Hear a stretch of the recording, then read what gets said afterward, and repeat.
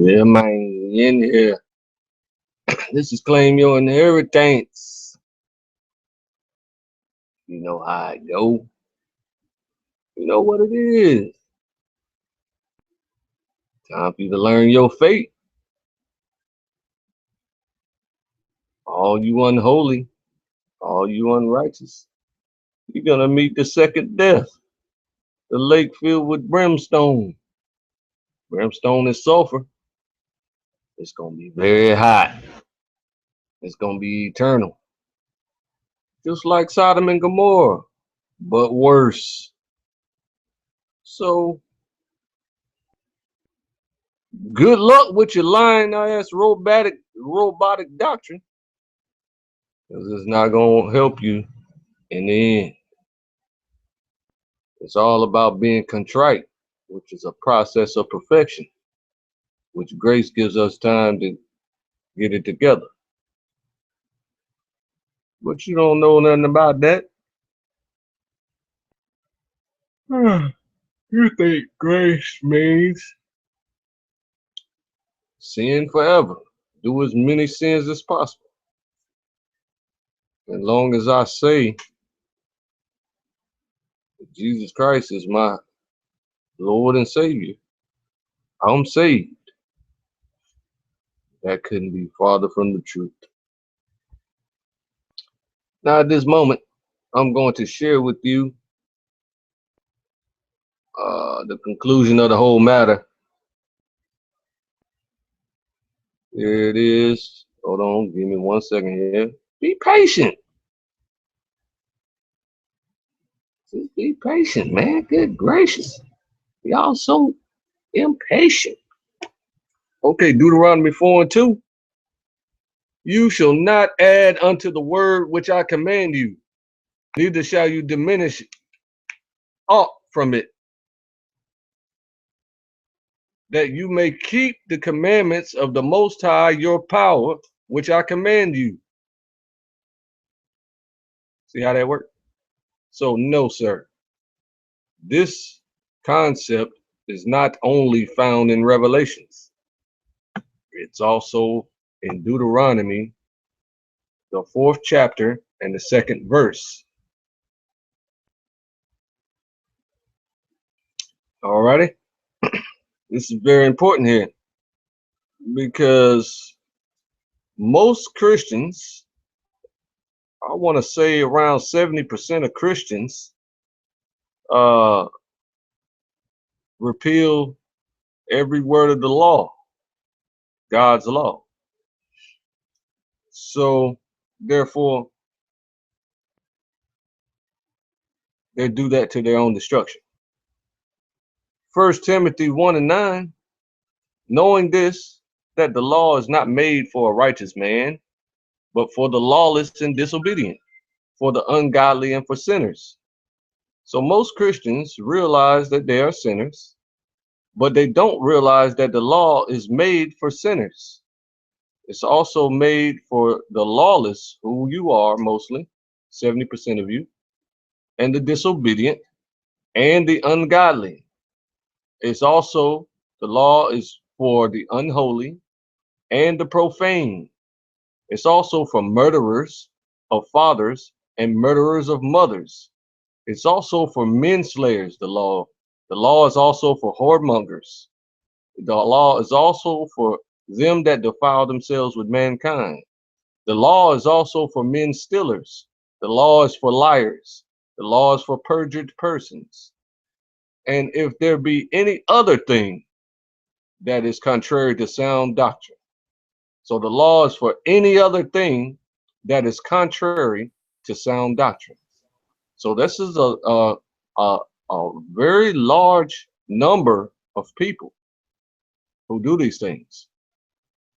So this is why the law is important, and has been partially established on the earth, and then once it's fully restored in governing bodies, then New Jerusalem has in effect occurred on earth. According to the glorious gospel of the blessed power, which was committed to my trust. So the gospel was committed to the trust of Paul. So you got to pay attention to what he tells you to do here. He tells you to keep the law so that you do not break these laws here. I'd like to thank you for learning that and accepting that. Hopefully that's not too unacceptable for you. And that's it on that. So tonight is opposing conversations, opposing convos. We do this every week. I'm going to start separating the shows into the subject matters and the days, the varying days that we have different subject matters. I'm going to start separating those into varying playlists so that you can keep up with your favorite show. Your favorite show is probably going to end up being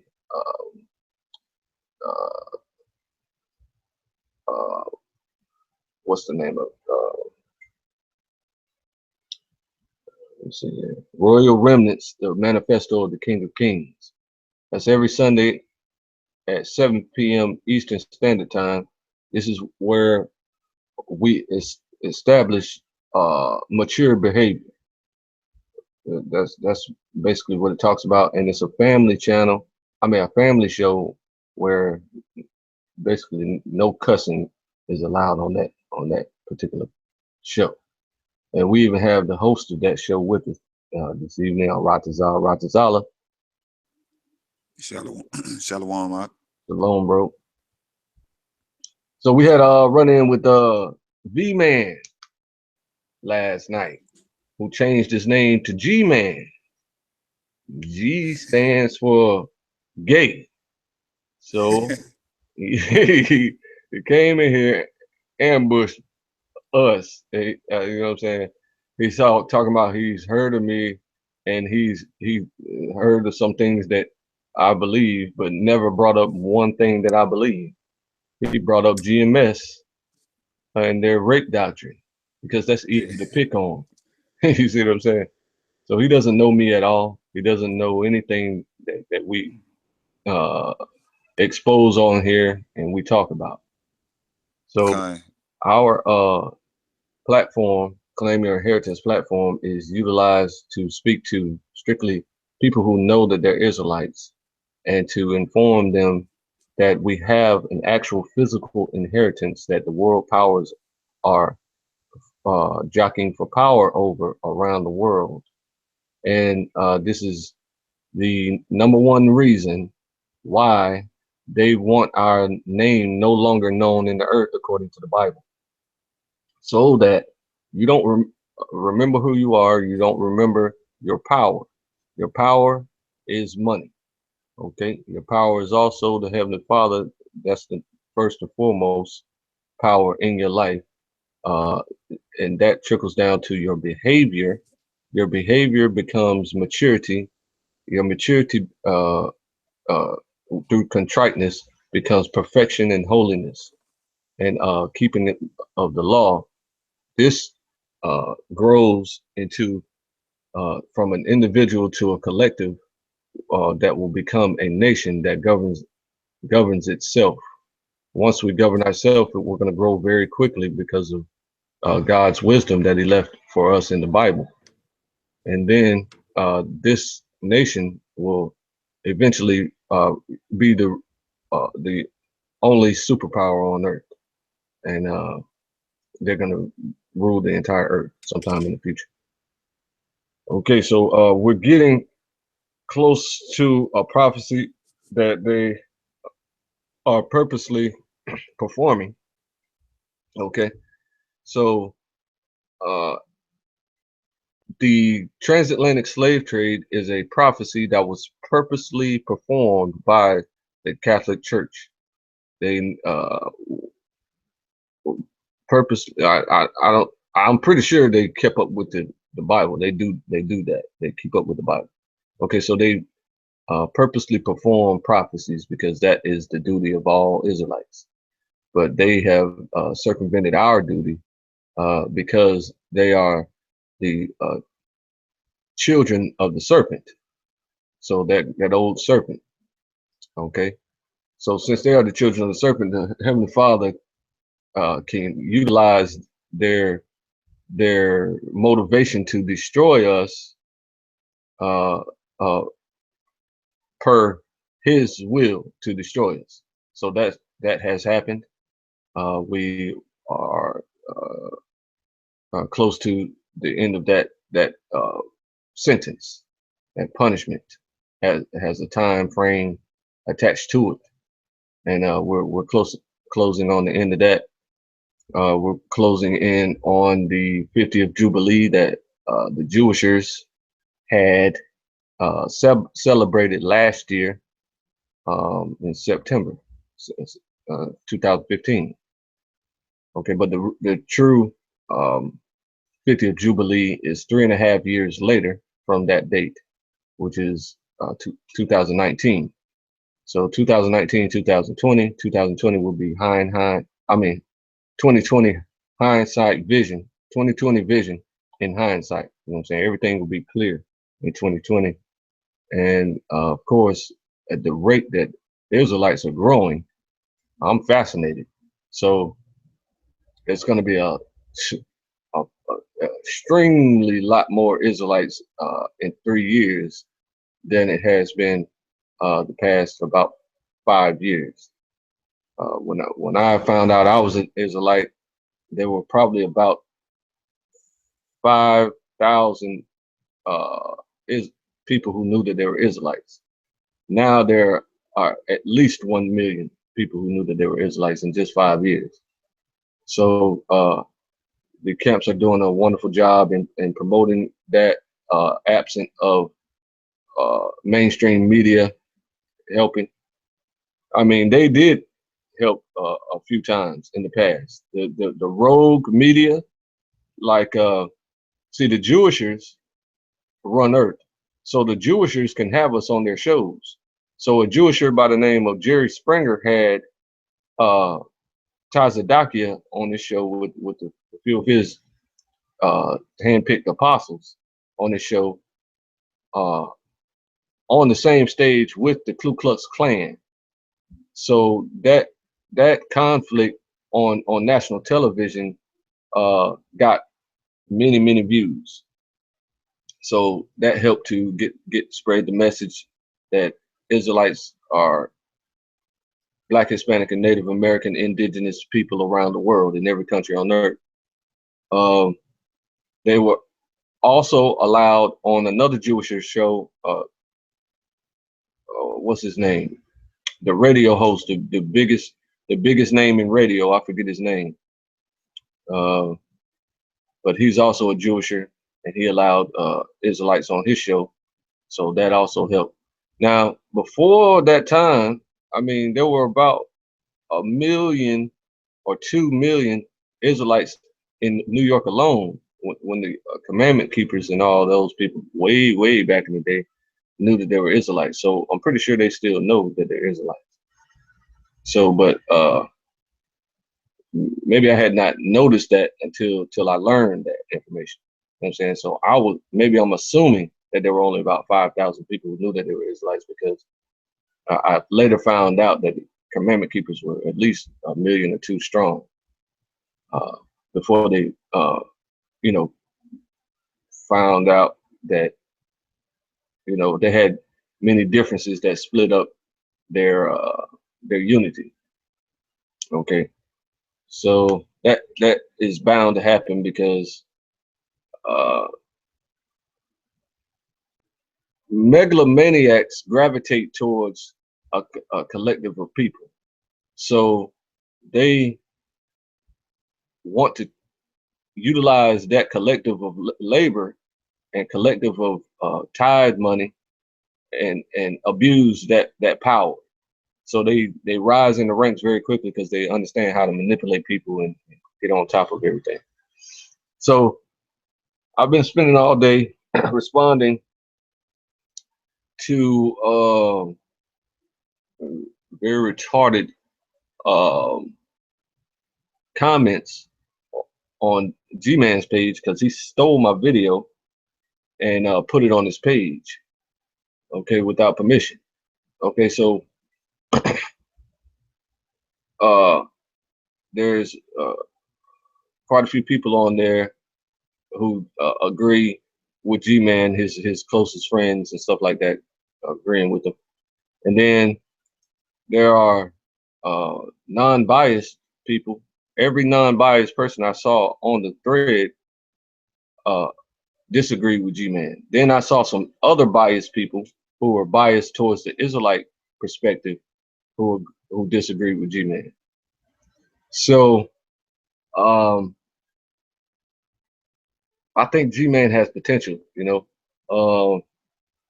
G-Man is very obsessed with spreading the spreading the message of Jesus Christ. He's obsessed with it. He's addicted to it, and that's a good thing. So now, if he could adopt proper behavior, which is patience and long suffering and sitting down to learn. When you think you ought to be a teacher, you need to be retaught the scriptures and things of this nature, and just basic forms of maturity. Then he would be a tremendous powerhouse for the message of who he calls Jesus Christ, because he's addicted to it, obsessed with it, and he just refuses to stop promoting the message of Jesus Christ. But he doesn't know the message of Jesus Christ, so he's actually leading many people to their deaths by not warning people about the race war. He doesn't warn people about the chip that the world powers want everybody chipped. He's not warning people about the Georgia Guidestones that want to get the population down to 500 million people on Earth. It's currently about 7 billion people on Earth. So the world powers want to murder 6.5 billion people and have it down to 500 million people. And the world powers now have currently relocated to their new locations where they're going to start the world population over, and they're in safe locations of they're in locations where they think that they're safe, in underground bases, military bases, and things of that nature, right? So the Bible tells us that the world powers are going to say, allow the rocks to fall on us, please, you know, protect us from the wrath of the Heavenly Father. So they're not going to be protected. And what they have built against the elect will be used for them. And they are completely unaware of this because they don't believe the Bible at all. The Heavenly Father is simply utilizing them to perform particular prophecies to get his elect in the positions that the Heavenly Father wants us.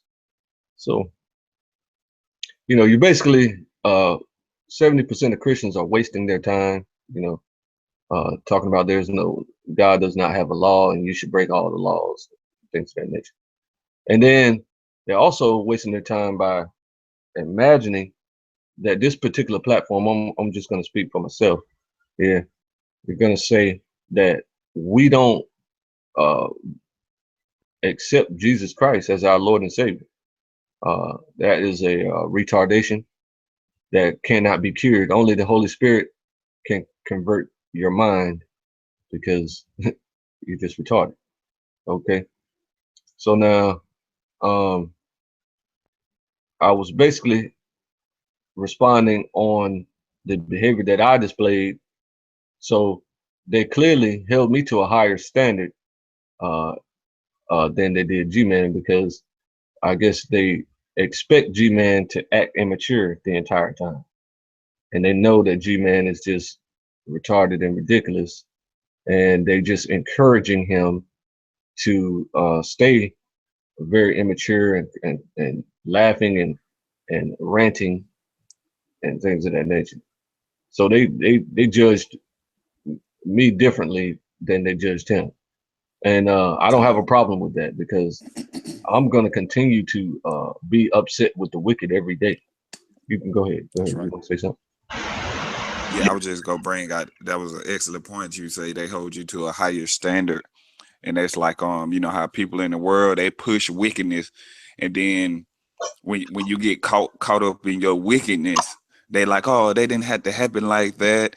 You know, he's a good guy. I guess that's how they see G-Man. You know, he pushed your button so much, and then when you finally get on him, they all look at him now. You know, they want to make you out to be the bad guy when he came in with, you know what I mean, with that spirit of competition, of debate, of, you know what I mean, of trying to cause strife.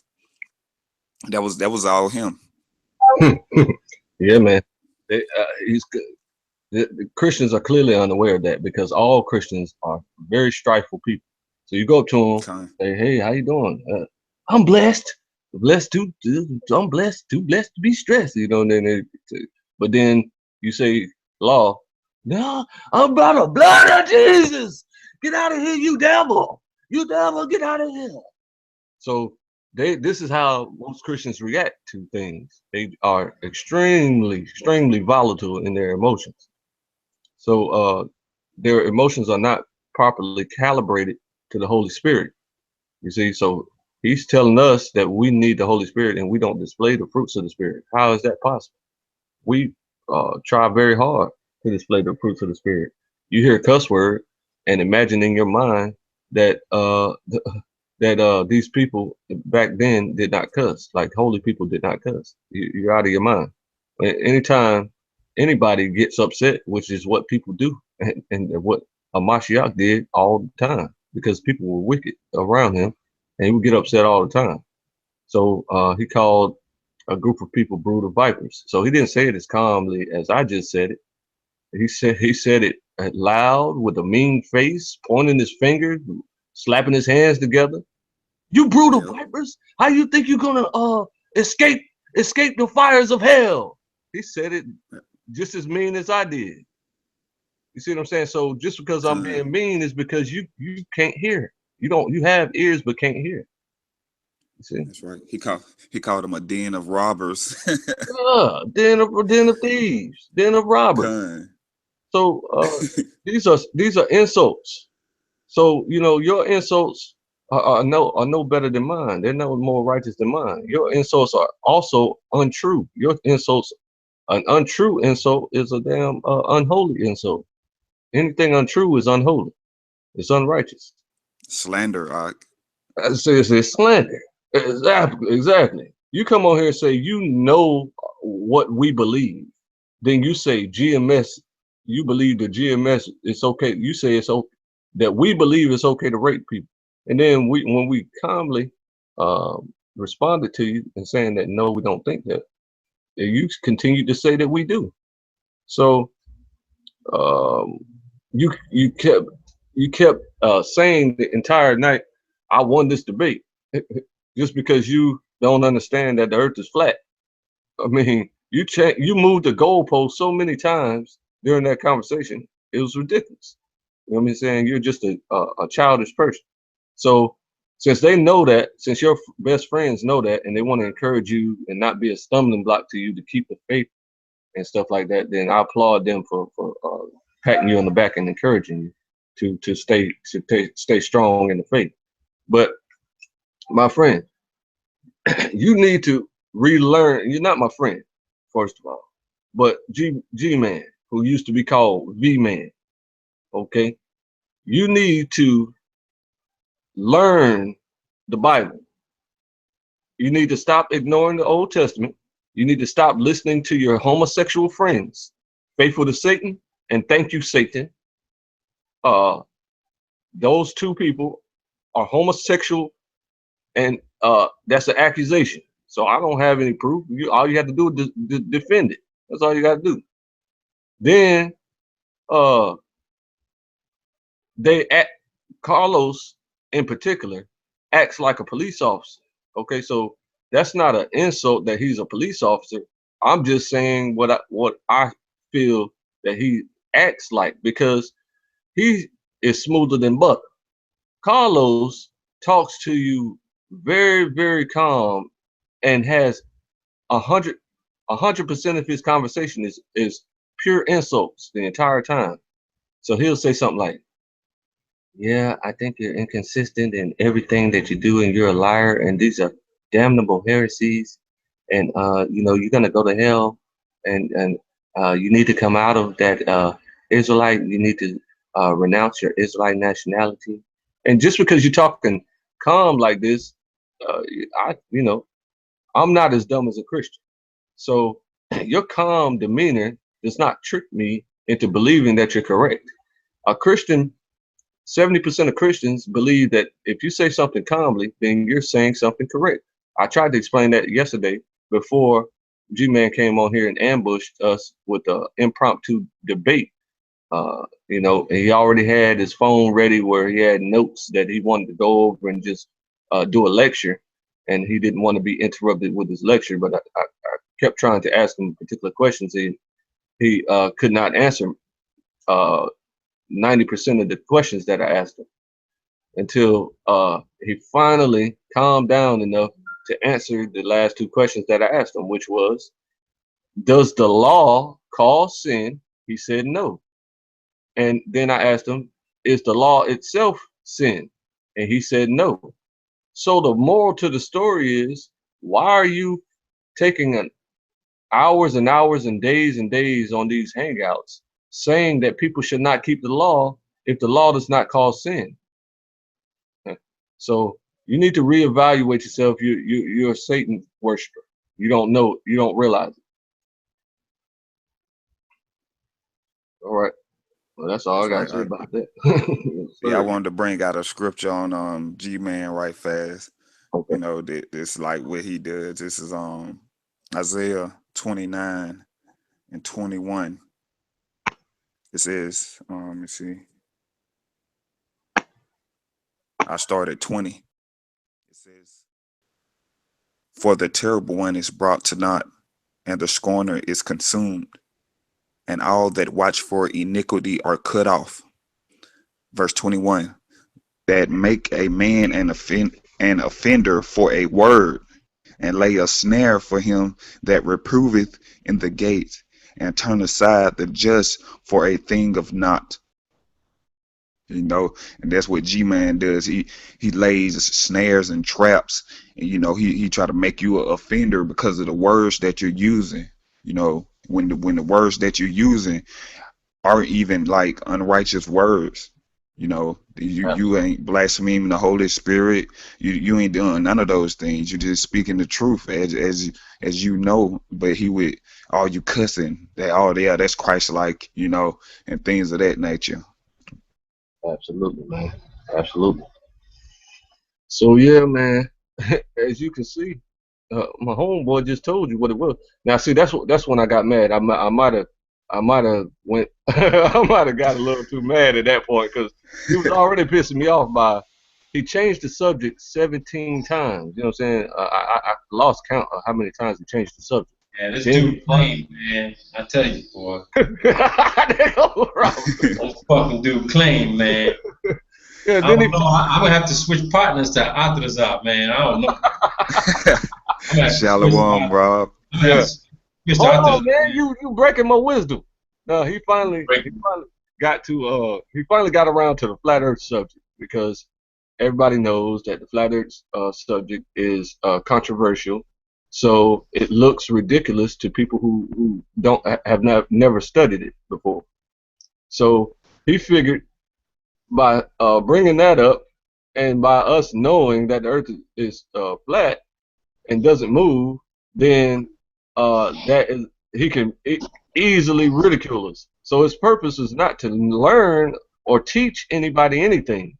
His only sole purpose is to attempt to embarrass Israelites because he's offended by Israelites for. Wait, who is this? Who is this? Good guy from last night. Gay man. What's his name? Gay man. Who? His name is Gay Man. Gay Man? Is he gay? Yes. Oh well, there goes your Your answer right there. There goes my The answer right there, man. Con. answer. Listen, they have an identity crisis. They don't know what they want.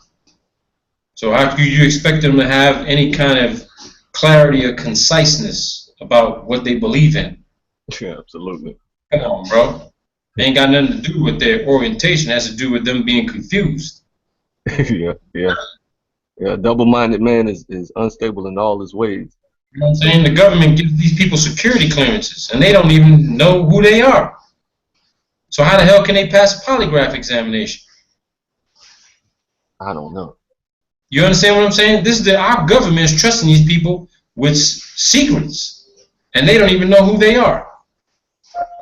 Come on, man. Don't take no don't put no credence in that information, man. These type of people. That's right. Don't. If you either believe in something, you believe in nothing.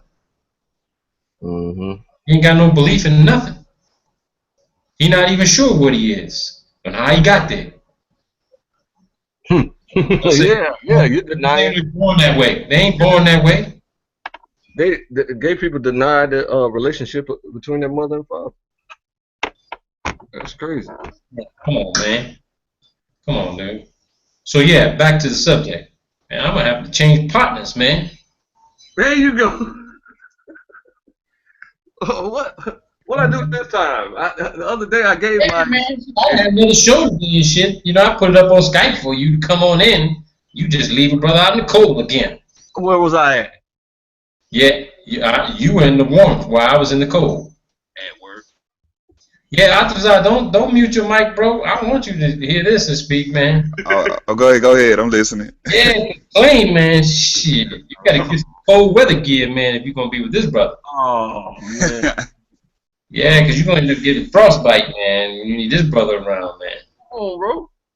I'm trying to get him attention to his channel because I know the brother is intelligent, not smart. A dog can be smart, but this brother got some intelligence. I'm trying to get him some notoriety, and he don't even come in to even say hello. I got you, man. Yeah, you got me all right. You give me another cold weather jacket. What time is your show? Yeah, bro, it don't matter, man. I'm subscribed to you, so I know when you come online. You should know when I come online. I work during the day. Yeah, brother, we all work during the day, man. Who you paying taxes to? The man or for our freedom? Paying taxes to the dumb man. Yeah, exactly. I'm working on giving us our freedom. That's right. I'm working on giving us our freedom. So Atazan, I'm working. I'm about to set this up for this nice little maybe 4-day trip down to that location we talked about. Okay. So it'll be all expense paid. We go down there. We'll take a nice little boat trip over to the place to check it out.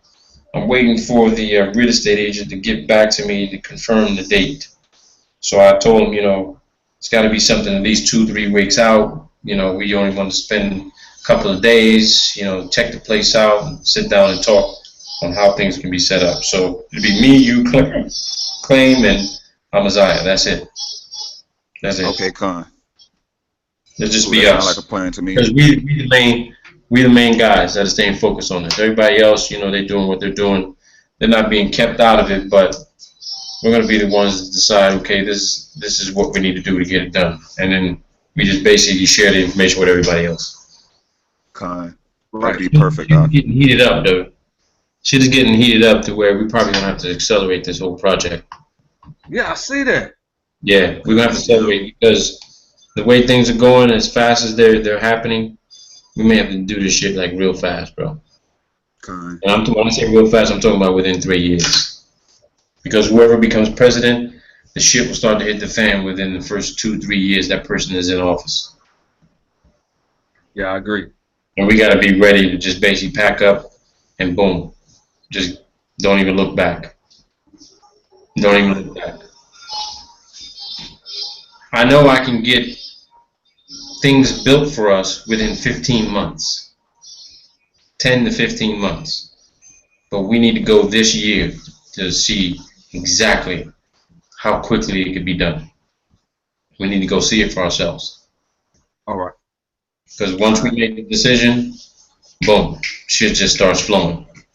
And then once our places are set up, meaning a residence for me, residence for Atazad's family, whoever, residence for Claim, residence for Amazea, then we're the first residents. Then we start building up for everybody else to come on down. That's it. Or we choose somewhere else. Which could be. I haven't been able to find anything similar to it. Yeah, we might have to choose something else. Maybe New Zealand. Who knows?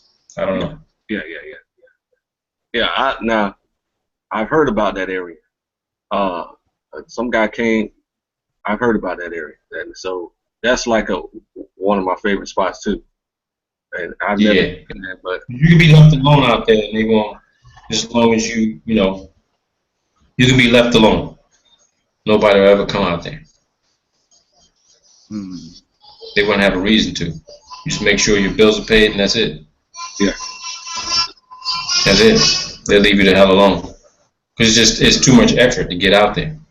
Mm-hmm. So, and that's what we want. That's what we want. Now, what kind of cartels and stuff they got in New Zealand? None. Really, you got the local indigenous. Australia, I meant. Yeah, well, Australia, I ain't digging Australia because it's fucking. You got the British with their hands in their pocket. Hold on, where's New Zealand at? New Zealand is another country. Oh. Away from Australia. Oh, okay. Yeah. But in New Zealand, you got the indigenous people, but they're not out of the area. A lot of this shit has been, no one's going out to live out in these places because it's just so desolate. You got to basically be self-sustaining if you go out there. You gotta have the resources. Okay. Okay. Well, we got the solar panel knowledge too. You know what I'm saying? Huh? We're gonna do solar panels. Yeah. We're gonna take advantage of being off the grid, of course. Okay. Yeah, we're gonna take advantage because we be close to China, so we can get that shit for cheap. Build an entire farm. Yeah. And the weather is similar to Colombia, by the way. Okay. Oh, nice. So year round, you got beautiful weather. The sun is shining more than anywhere else. Okay. Now, when are we gonna do the CERN technique? The CERN thing, I got to talk to the guy tomorrow about that. We spoke today, so I'm gonna see if that whole thing can be set up. Okay, so we're talking like a couple of months. Yeah. Well, I would say a couple of months. Say about maybe a month and a half. But we need to take this trip down south soon. So all expense paid. We'll go down there, check it out. See the lay of the land. If it's something viable, we can jump on immediately. Or if it's something that we got to put a lot of work into. We really, what we need is something turnkey right now. So we need to see if this environment is actually turnkey, because the labor is cheap down there. It's cheap. I mean, shit, for $5 million, we could have 2,500, 3,000 square foot residences for each one of us combined. Mm-hmm. $5 million. Nice pads too. Be self-sustaining. I was just talking about that yesterday, man. I said I want to see some nice things. I never traveled anywhere. I just been a couple places up and down the East Coast. Never been to Hawaii, you know what I'm saying? Never been to California. Never been overseas. Yeah, I already communicated with the real estate agent, so I'm just waiting for him to get back to me to see if we can get something set up. Because they're talking about having a helicopter set up to fly us from mainland Mexico to this island. So that's cool. They're talking about getting a helicopter set up for us. Okay. They don't want to go by boat. They want to go by helicopter. Okay. Which would be cool. Yeah, it's faster. Yeah. I don't want to be there too long, man, because that area of Mexico, that shit's dangerous, man. The Sinaloa is right across the fucking water. where the Sinaloa cartel is. Oh no. Yeah. Yeah, so I won't be there too long there. Right. That's why I was thinking that they're using that place. No, they're not using it. They're not Okay. using it. I asked to do that shit. He says they're trying to clean things up so that no one has to worry about it because they're trying to boost up their real estate market. Okay. In that area. But I don't want to be there too long. Because as long as you're there, man, you just become, it becomes a liability. So, my son was telling my wife bye-bye. When he goes to do his poo-poo, he's like, don't bother me, bye-bye. He make poo in your underwear. In his underwear? Sí. Ah. Got a poo and Previto. No, he has the potty. Did you take it off? No, you listen and you repeat. And you letting him do it? Ya está afuera, ¿qué puedo hacer? Ah, okay. Ya. It's annoying. Ya. Pushing inside. Yeah, when he's doing his thing, man, he don't want nobody even touch him. Yo, I'm the same way. When I take a shit, dude, don't bother me. Don't even talk to me. Yeah, that's what I'm saying. Don't fuck up my mojo, you know what I'm saying? Don't fuck up my mojo. I'm trying to release some energy and shit. You trying to fucking throw me in a different direction. Yeah. Hey, Robert, I've been checking out your live streams lately, and I had liked the cannon you showed, the one that they use kinetic energy, and it's like you said it's what did you call it, a direct sight thing, like you can shoot so far but you have to see what you shoot. Yeah, that's what we did the show on the Navy rail gun. Yeah. How you need to have line of sight when you shoot it, and they say the range is 125 miles. That totally debunks the idea that the Earth is a globe. That's right. Yep. Because that if there's 8 inches per mile, that means that rail gun, as soon as you fire it, when it hits 32 miles, the damn round is going in the ground and somehow coming right back out. Yeah, that was interesting, dude. Yeah, that railgun totally. If you just use that alone to show people, you think the Earth is round, huh? Then why did the Navy develop a gun that can fire 125 miles without adjusting the curvature? Think about that. That's right. Nobody can explain that. Curve. Yeah, nobody can explain it. When you give them that example, they can't explain it. They're like, well, the round must adjust. Bullshit. That damn round is traveling fucking faster than the speed, 3 times faster than the speed of sound. It's traveling at 4,500 miles an hour. 4,500 miles an hour. You know, it's traveling 6 times the speed of sound. How can you adjust for curvature when something's flying that fast through the air? And you gotta have line of sight, which means that you have to see what it is you're gonna be shooting at 125 miles away. Magic, dude. Check that shit out. We showed that. I mean, yeah, that's right. We showed it on the video, and everybody was like, "Oh shit, there you go. There ain't no ball. There ain't a ball. It can't be." Man, that was brand new for me. I was like, "What the world?" Yeah, the Navy actually has that damn thing too. They have it. That's a real technology. Yeah. Yeah, it is. The firing, It's not the firing mechanism takes up the whole room. Yeah, they said, listen, check this out. The bullet that's fired out of it is not even an explosive round. It's just nothing but fucking metal. The reason why it seems like it's explosive because it's traveling so fast. So whatever it hits, it just obliterates it because it's traveling at a high velocity. Fine. So it's just all force. It's like taking a major league pitcher and telling him to throw a fucking egg as hard as he can. And when the egg hits the fucking the catcher's mitt, the egg just goes fucking everywhere. That's what this damn thing is. Mm-hmm. They said that they can't put any kind of explosive material inside of it because it'd be traveling so fast that the heat alone would get the round to explode prematurely. Damn. How about that shit? Yeah, that was funny. That was funny. Atazar, man, next week when we do a show, man, I'm going to send you a link, bro. So you can come on in. Okay, King. Yeah, I would love that. Yeah, I'll send you a link, man, because you see that we just talking about physics, bro. Yep. We breaking that shit down all the way down. We're like, okay, fact, we already know the Earth's flat. Let's find out how the fuck everything else is working. Yep. Like for I don't know if you guys ever heard? You've heard of the double slit experiment, where they fire photons through these two slits, and then somehow the pattern spreads out or some shit. Mm-hmm. We totally debunked that shit today. I was wondering if you eventually debunked it, because we debunked that shit today.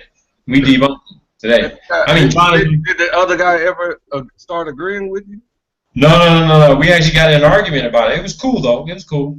We got in an argument about it because part of the experiment that we had showed, somehow the detectors that are supposed to be detecting the photons as they come through the double slit was supposed to be recording where the photons came from.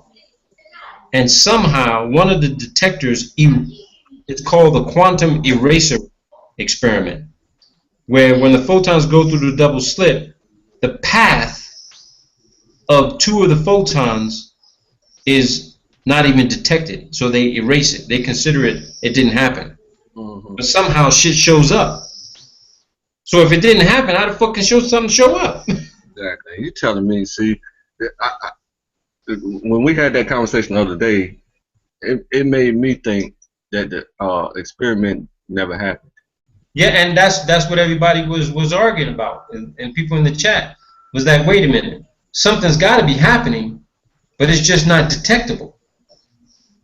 So the fact that they developed an experiment and didn't account for the possibility that something is happening, but it's just on such a low level that it can't be observed, that doesn't mean it's not happening. So he used the word obfuscated, meaning that it happened, but it's just... you know another reason why I said it never happened? Because they claim that they only shot one photon at a time.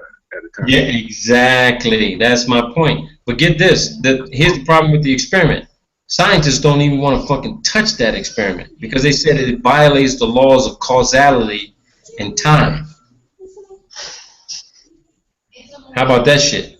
Physicists don't even want to talk about that experiment. Yeah, because they're paranoid, because they know good and well that it's just a propaganda. Well, what it does is it totally dispenses with the idea of time. Exactly. Because it's a delayed reaction.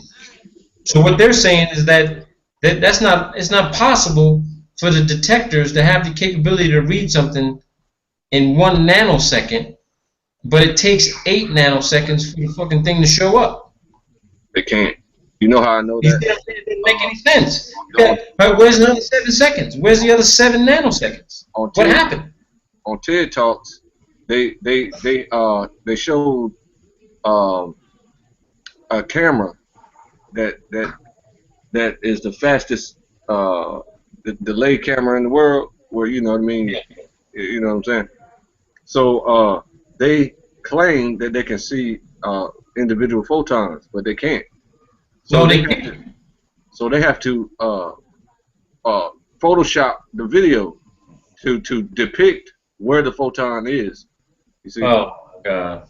And see, and that's the point. I don't know if you've seen that experiment. You know, the photons actually behave differently when you observe them. Uh-huh. That's why in that video we did today, I titled the show. Okay. Put your clothes on. The title of the show is "What is really happening when we can't observe?" And I said nothing at all. Mm-hmm.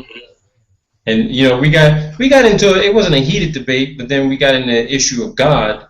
And yeah, he didn't like something I said because, you know, he's a Christian. So yeah, I had said.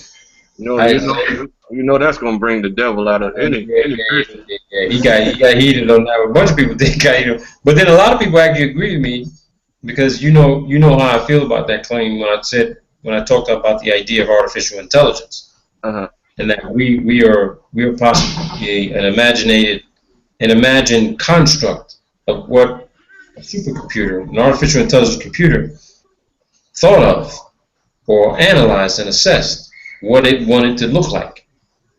You know, and that term, that phrase in the Bible, you know, we were developed in God's image. You know, I didn't look at it as image, meaning that we look like Him, meaning it was something thought of in someone's imagination. And then I said, well, you know, I'm not saying that I don't believe in God. I'm just saying that if God is inside of God, I told him, I said, if God is omnipotent, all seeing, all hearing, all doing, all knowing, then, and if everything is intended to be perfect as God intended to be, why would He not want it to be perfect so it worked in harmony and unison with everything else? So to me, there are too many flaws to exist for there to be a creator, because He's got some fucking problems. Because I can think much more clearly and concisely than God can. If I was to design another world, it would be perfect. I'd make sure everything operated in perfect unison and harmony in a utopia. You're saying entropy would not happen in your machine? No, it wouldn't be happening. So John was like, okay, here we go. And then he used a scientific method to prove that there's a creator. I said, okay, and somebody said, well, if there's a creator, who created the creator? And then that's where he went crazy. He went crazy. He's like, what? What are you saying? God, God is God. Well, who created God? How did God spontaneous just appear? Because if you're saying that something can't be nothing, if you God was created, you know what I mean? Because it's not supposed to know that. The record only explains human existence. Exactly. But see, here's the example that was given. The example was given was this. He's saying, well, can a pile of shit just appear on its own without any kind of organic, you know, activity occurring? I said, possibly. I said, but you can't test that. You would just have to just stand there and look down the ground and say, okay, there's going to be a pile of shit apparent. There's going to be a pile of shit appearing right now at any moment. And you just sit there forever and wait for it to show up. Causality, man. And then the issue, he's saying that consciousness has nothing to do with creation. What? Yeah, that's really, you gotta listen to the video, dude. He says consciousness has nothing to do with creation. Right after this. Right after that's absurd. That's why I wanted you in there, dude. That's why I wanted you in there, because I wanted you to chime in on that shit. But again, he's using the scientific method because that's how he's learning it. That's how I'm learning it too at the university. But for me, I look at things from, you know, I want to know the genesis of everything. I want to know, how did it start? How did it begin? Why did it begin? Under what conditions would it begin? And if you're going to agree on a creator, okay, how did the creator come into existence? Is it our collective conscious thought that brought about a creator? Because there's some of us don't believe in a creator. There's some of us that believe that that somehow on a quantum biophysics level, we could will ourselves into existence. But we don't know what it takes to do that. That's why we're studying it. Right. But yeah, dude, we're getting deep into some stuff every week, man. Every week. Every week, bro. And necessary time. Yeah, because what we're doing is, instead of going from the outside in, which I've already done, we're going back from the inside out. We're reconstructing everything from the smallest possible level, and we're building up to create everything from the out that what we see from the outside. That's what we're doing every week. That's what we're doing every week. Starting with the smallest possible level and going out. And yeah, religion is, scripture and religion is starting to play a part in this now. Has no choice. There's always gonna go full circle to Yeah, it's always. But what I said today, we shit, can only makes me. observe the creation and describe it. Yeah, well, you gotta watch some of the. You gotta read some of the comments that are in chat because they attacked John, man. They attacked him. They were like, this guy's believing in a God he's never seen, he's never felt, he's never experienced. He's basing it purely on faith. Well, if God does exist, then he was a fucking absentee from this chat. That's what somebody said. So, I mean, you could say that people are starting to question a lot of things now, even religion. And I think that what you talk about, right quick. huh? Okay. Let's get back on these photons right quick. Take a look at my screen. I got the Okay. camera. They invented a camera that can film at 1 trillion frames per second. Oh shit! Go ahead, play it. All right. Don't get no copyright strike. I'll turn the music off then. Okay, now this is Photoshop, but you can still see the reflection of the light in parts of it.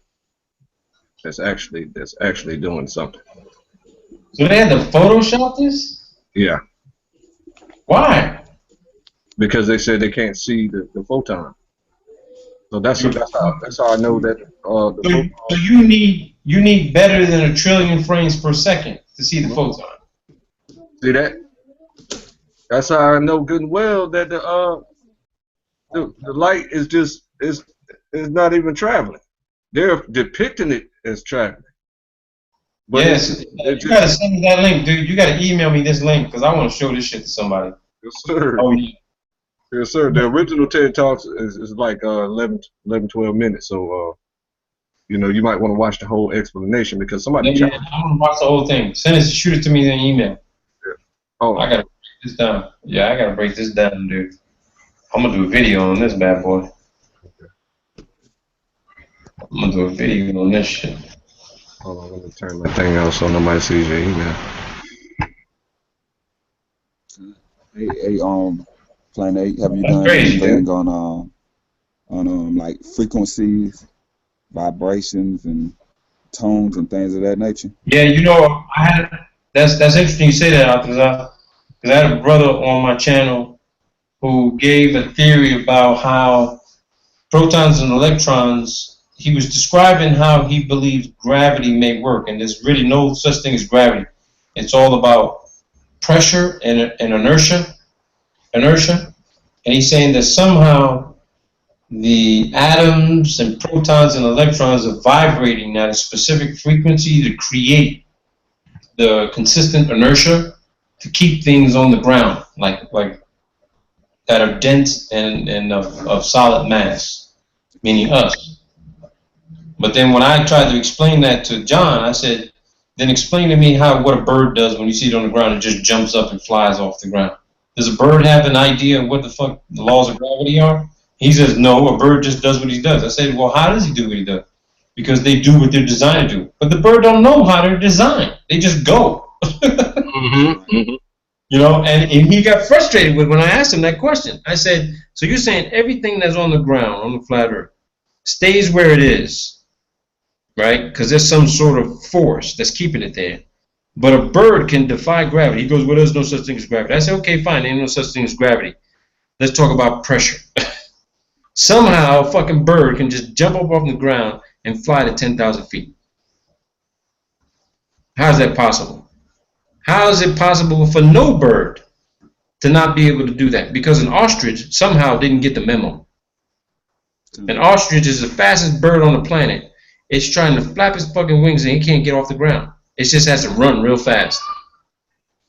So does the ostrich have an education on physics and the bird who can fly can't?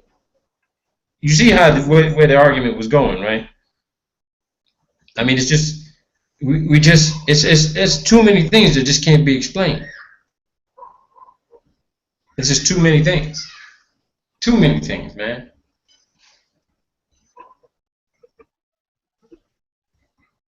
Did I lose you, brothers? No, I'm still in my email and stuff. I mean, the same thing goes for bugs that crawl on the wall. People say, well, they got these little things on their feet and shit like that to help them stick to the wall. Okay, that's great. And a bug doesn't weigh as much. They don't have much density and mass. Okay, that's still great too. So how much density and mass they need to have where they fucking try to claw the wall and they just slide the fuck down just like we do. See that, and that's the thing. John and I, we got in a debate about it because his idea of science is that everything has to obey a natural law. I said natural? That's an oxymoron. There ain't no such thing as a natural law. A law is something where there's a set standard or method that says you can't do this and you can only do that. If you have something that says these are the rules, and you can't call it natural. Mm-hmm. It's not natural. It has to be thought of. You have to think about that shit. That's exactly what you said, Clayton. And he says, no. I said, then you saying, so God created these laws for us, and you're telling me that there's certain species on the planet that can defy these laws? How is that possible? It's not natural. It's pre-programmed. Somehow it's pre-programmed. Oh yeah, you gotta listen to it, dude. You gotta listen to the video we did today, because it literally rips apart physics. It rips apart everything that you would ever learn about physics, even if you didn't learn anything. If someone told you, okay, this is how gravity works, this is what's happening at 9.8 meters a second, and then you hear what we had to say, you'd be like, oh shit, dude, I gotta start over.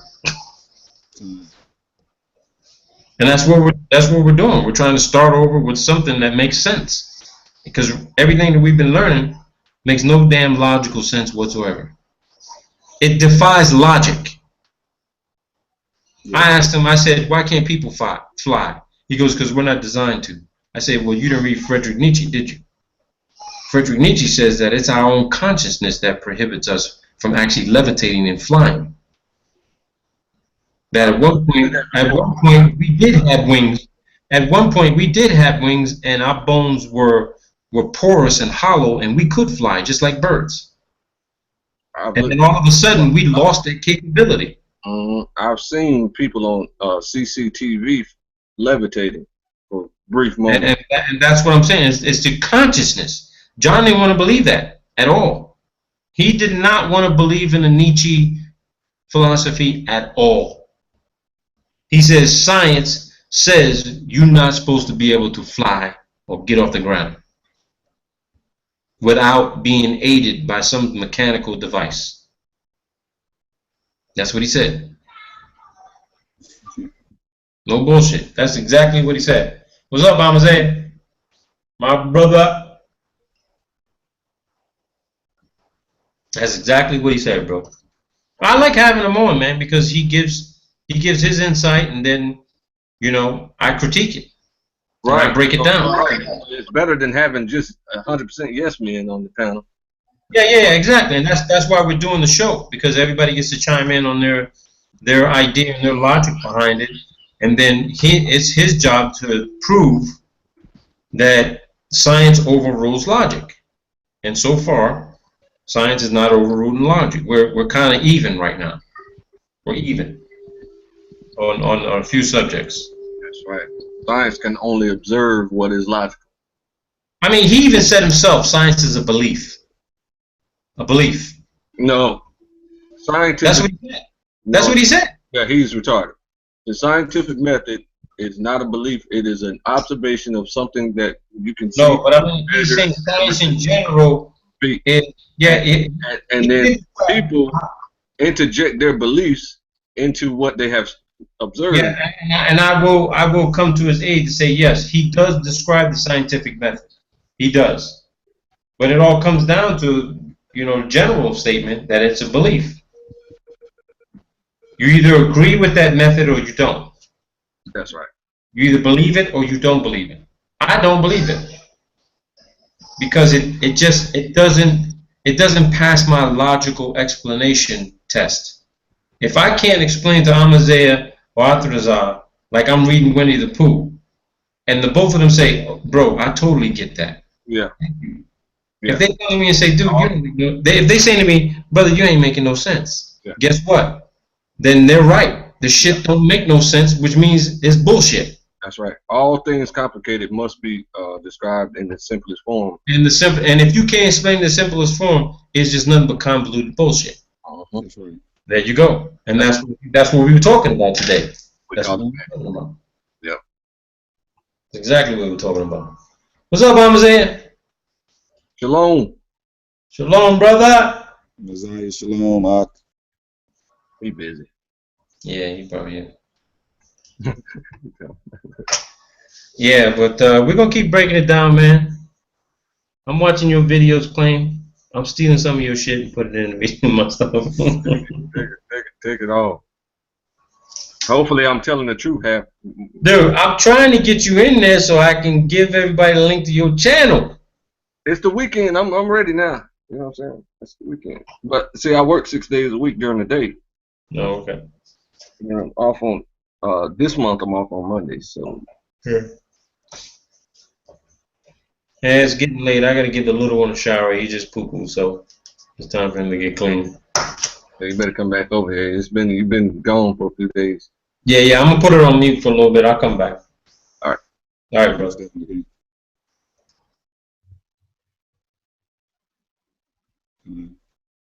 Oh man. This guy.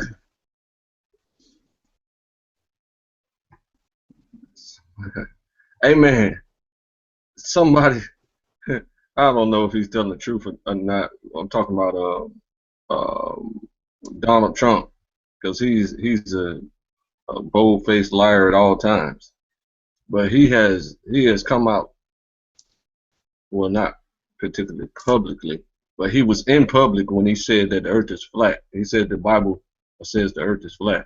So there, quote, end quote. See, they'll believe him though. They're gonna believe this billionaire. He said a long time ago when he was, you know what I'm saying, about in the 90s, right?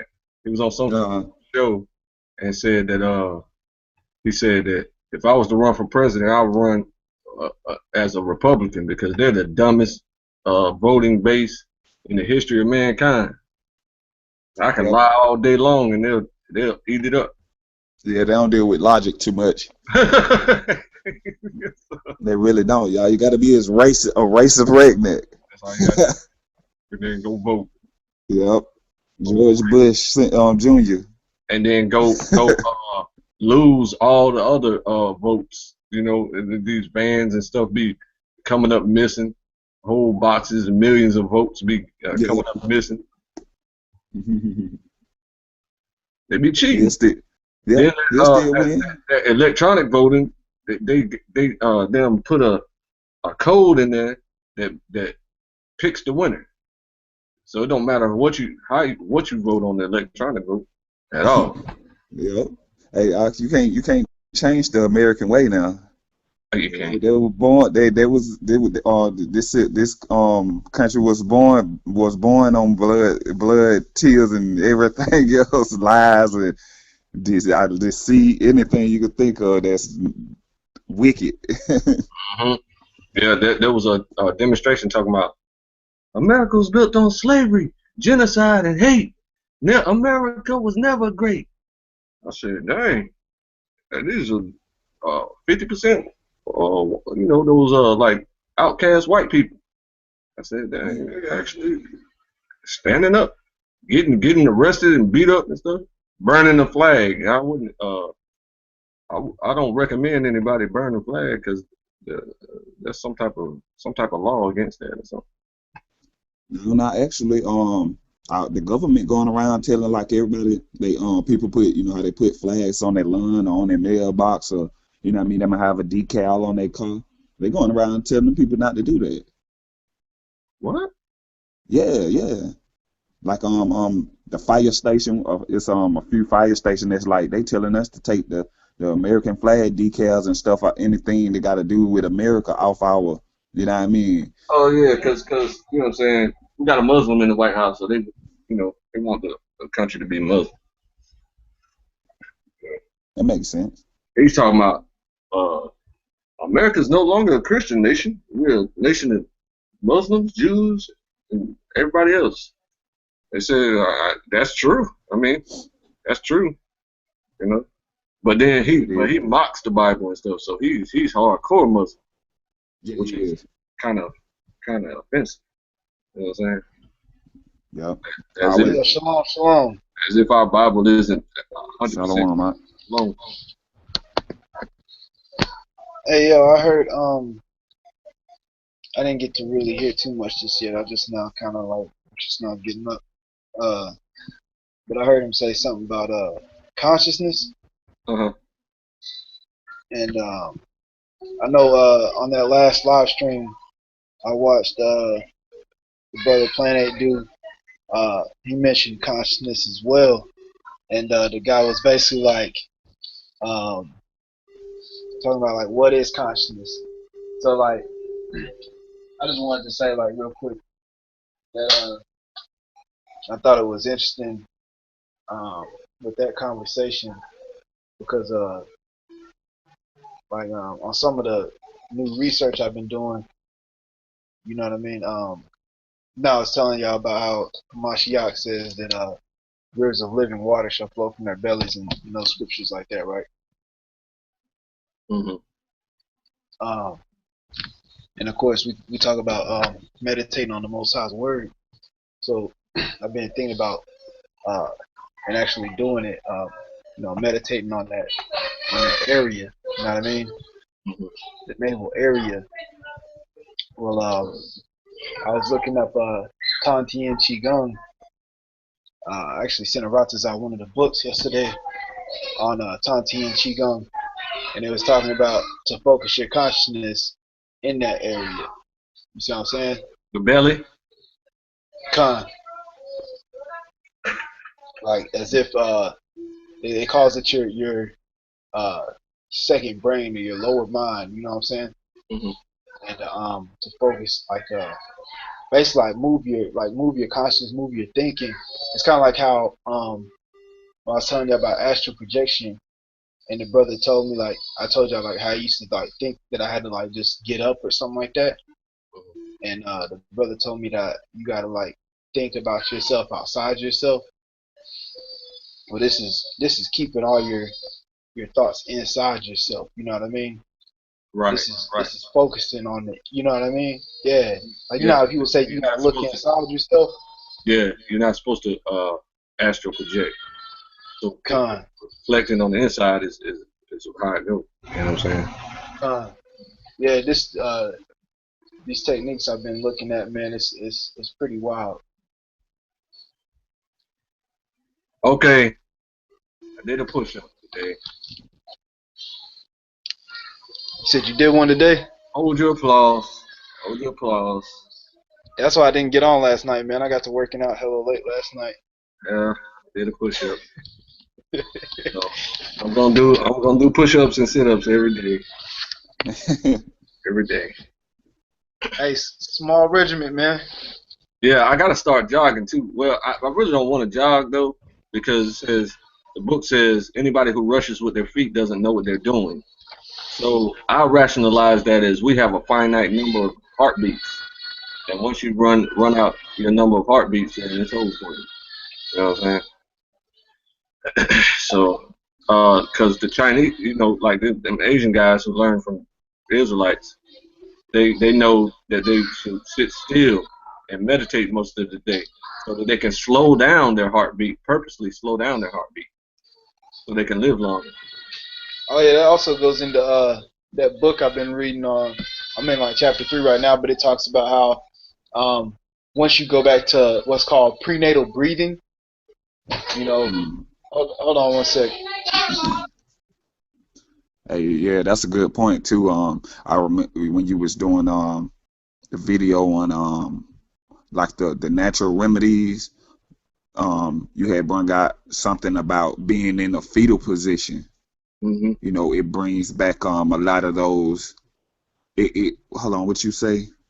The memories, your body your muscle memory, your body memory before you were born. So the trauma that of birth, you go back to before that trauma, and your body accepts, you know, the trauma that it went through, and then you can heal.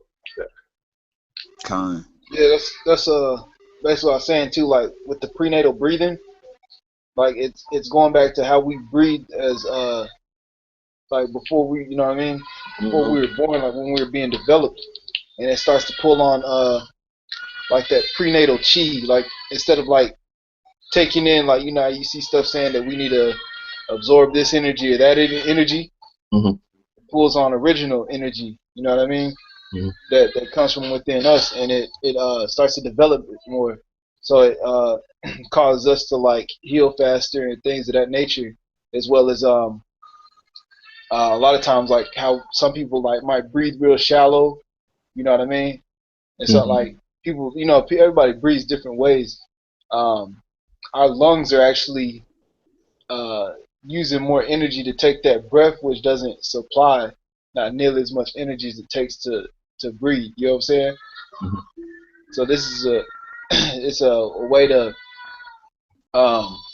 basically how you say it, like economize your breathing better, you know what I mean? As well as you know, you take in oxygen through your skin and stuff like that too, you know what I mean? You're going to breathe with your whole body.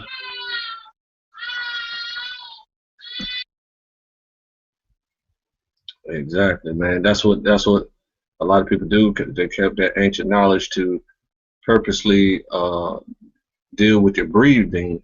You know what I'm saying?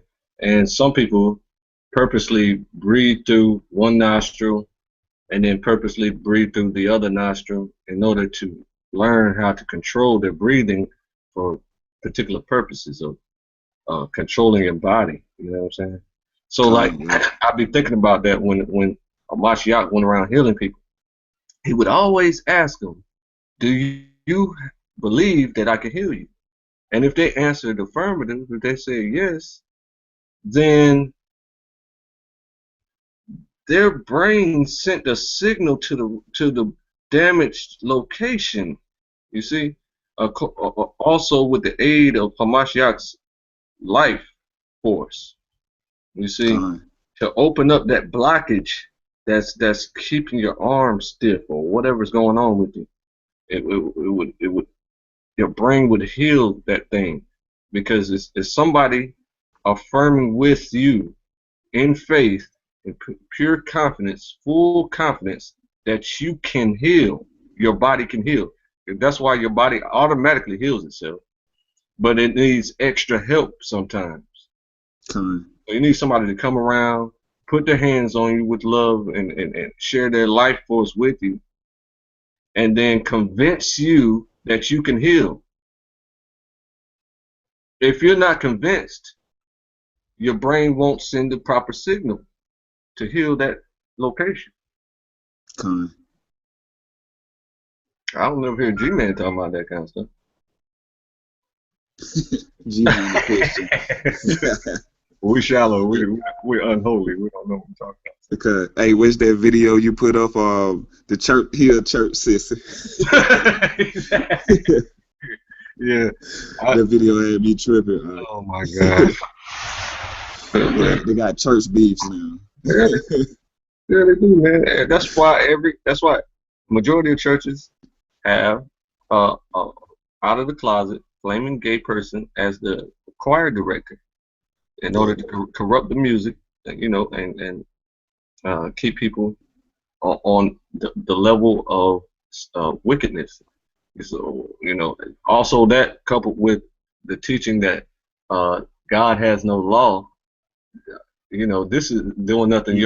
This is spiritual death. You're separated from the Heavenly Father automatically by talking like this. And by accepting that, you're automatically separating yourself from the Heavenly Father. That's right. That spiritual death leads to physical death. Yep. So on the contrary, when you learn God's law and try your best to do it with a contrite heart, and then reach perfection, where you never break a law, then uh, it leads to life, eternal life. So I don't understand where they come around for days on end and years on end saying that God has no law. But then when you ask them directly, does the law cause sin? You say no. Is the law itself sin? You say no. Okay, so why are you spending so much time telling people not to keep the law? Are you not confused or what? You gotta be confused. But what they imagine is that we don't accept Hamashiach. We we like we love Hamashiach much more than you do, because we do what he says to do. He tells us to do these things, and we try our best to do them. And then when you fall short, then that's when the grace comes in, that you don't sit there and purposely ignore the entire law and prophecies. Do not do one prophecy ever. Do not prophesy ever. Don't study the Bible much. All that is retardation. I mean, I don't have any other word for it. That's right.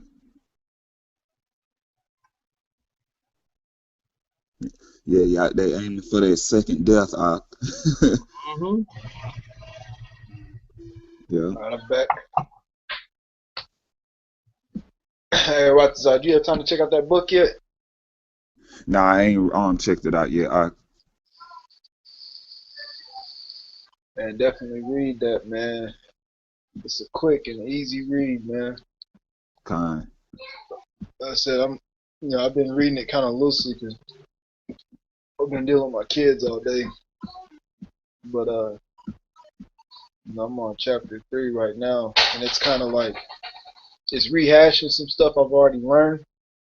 But I'm also learning a lot of new stuff out of it, because I feel like with the Chinese, with Chinese medicine and with Chinese knowledge, you gotta go through all kind of books to get the understanding of what, you know what I mean? That's right. Because I feel like some of them kind of try to hide their stuff, you know what I'm saying? Yeah. Like they'll give us like some of it, but they ain't really giving us everything. You know what I mean? Yeah, so that's the situation that I brought up before, is that somebody had brought this out the other day, and it made perfect sense to me. There's something called royal libraries, where they have that information. They keep that information to themselves. Like, for example, in my city, it might be this way, the same way in every other city. I'm pretty sure it is. But in my city, the library is separate from the law library. So we have a law library in the courthouse. It's just strictly all law books and stuff and law research. And then you got a regular library that has all the rest of that other stuff. You know what I'm saying? Then you got the university library that has even more history than a regular county library. You know what I'm saying? So there's also a royal library. So the Library of Congress has the most information in America. But then there's a royal library somewhere. I want to know where it is. And I want to go into it and read something.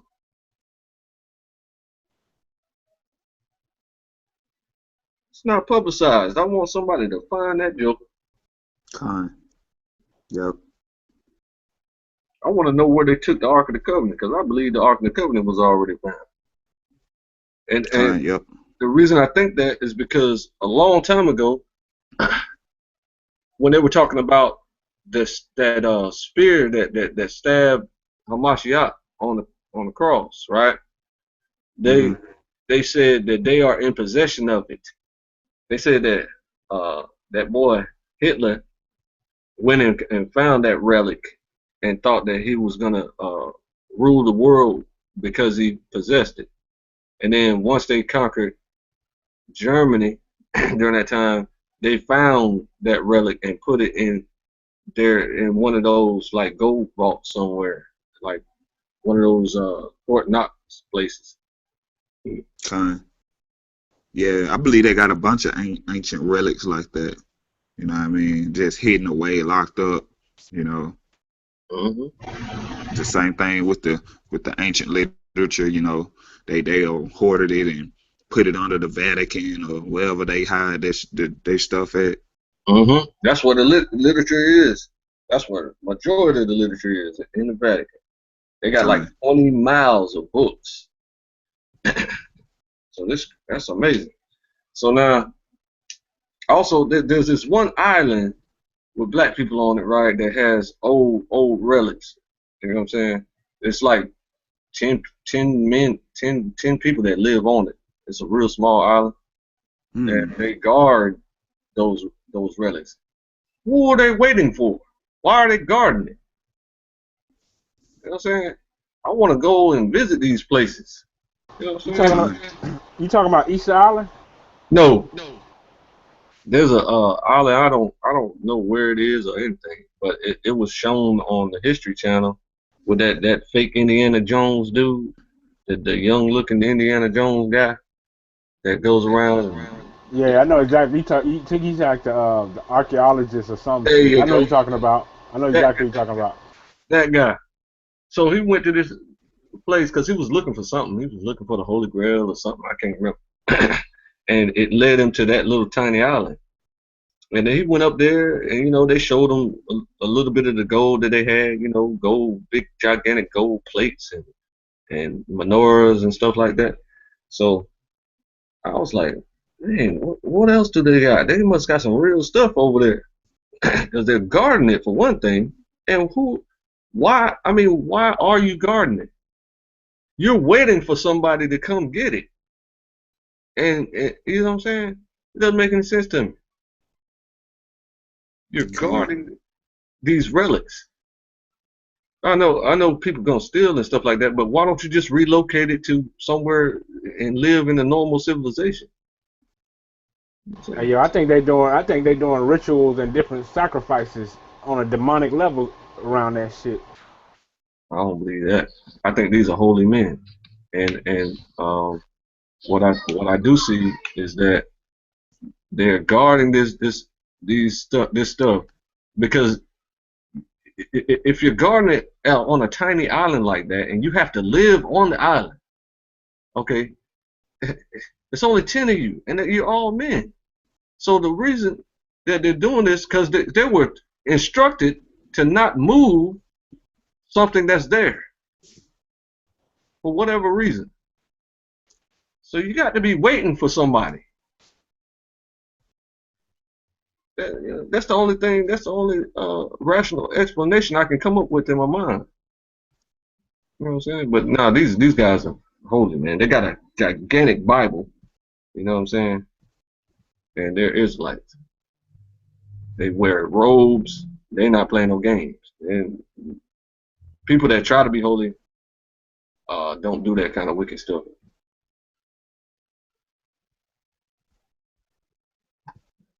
Hey, I feel you. I think they guarding it because a lot of them damn archaeologists out here, man, they show how that shit is like the mafia, man. That shit, like, motherfuckers be getting killed, smuggling in all kind of artifacts and shit. They say it's a dangerous game when it comes to archaeology, man. Hey, that's what happened with the dude that found the Gnostic Gospel of Judas. I got a documentary about it, and basically, like, he had got a hold of it and didn't know what he had, and then this girl that was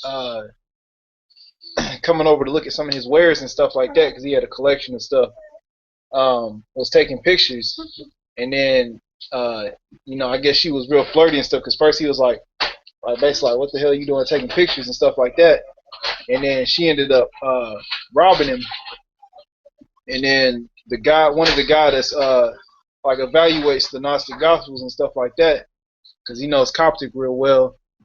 The guy got his ended up getting his shit back, And this cat that's on these documentaries that be evaluating the Coptic language, he called him up, and it's crazy because it happened the exact way. Hold on a second. Mm-hmm. The same thing been happening to those intelligent doctors that mature to a level past pharmakia, past magic.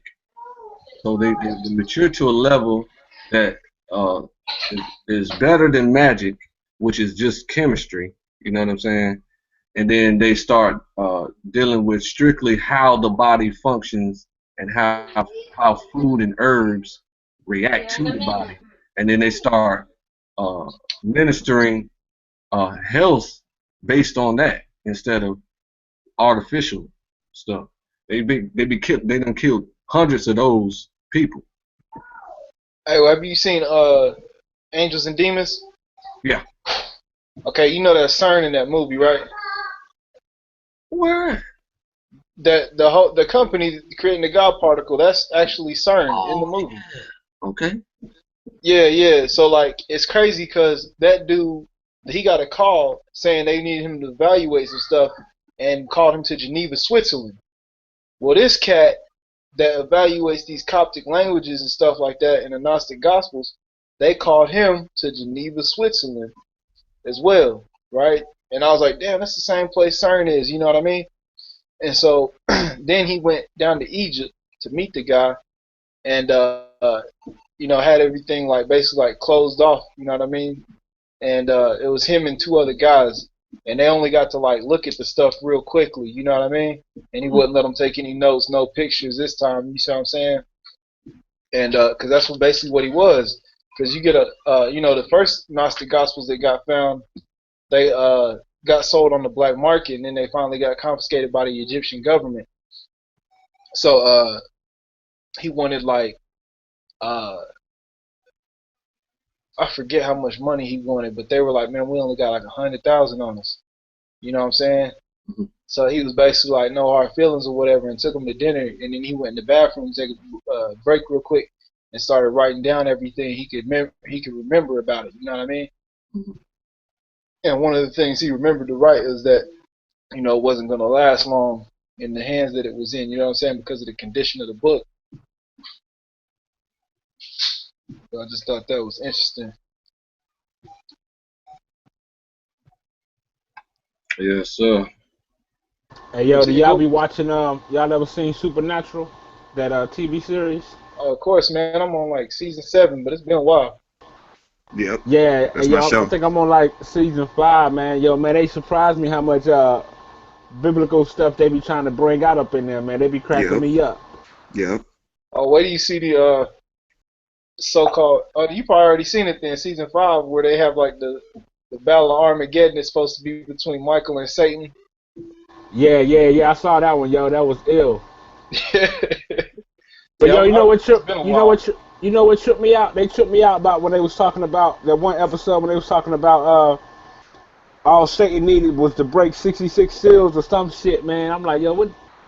Hey, I'm like, yo, they going crazy. And he had Lilith. Lilith was doing it for him. Right.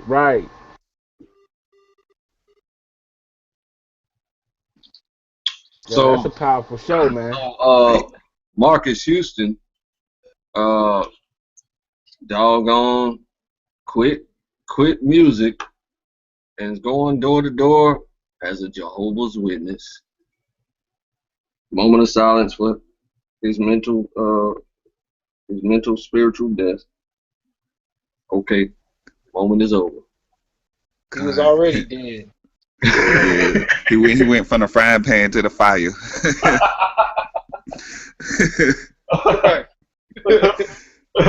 Jehovah's Witnesses I can't front. Jehovah's Witnesses are better than most Christians, but it's still. Oh no. Sound like he went in a food and came out a bigger food. They refuse to learn after that. You know what I'm saying? Once people get into the church, man, they just stay right there. They just go to church every Sunday. Well, Jehovah's Witnesses go to church on Saturday. But you know what I'm saying? They just go to church every week, and then the rest of the week they just do wicked shit. But you know, Jehovah's Witnesses do teach the law a little bit. You know what I'm saying? So that's cool. But they don't study as much as Israelites. That's what I appreciate so much about Israelites, even the camps that I disagree with. You know what I'm saying? They got real study going on. Yeah, that's why, like, man, like, I feel like until we can, I don't know, man. I just feel like until we can do something to where we can show people where we really get our power from, then we really ain't doing nothing, bro. Like, you know what I'm saying? Right. That's how I feel personally. You know what I mean? Like, Yeah. when Priest Danyala, he was talking about Cashew, the Danite historian, the other night, and I was thinking, like, man, Cashew, you know what I mean? He sent me some of his lectures and videos and stuff like that, and some of them I need to go watch.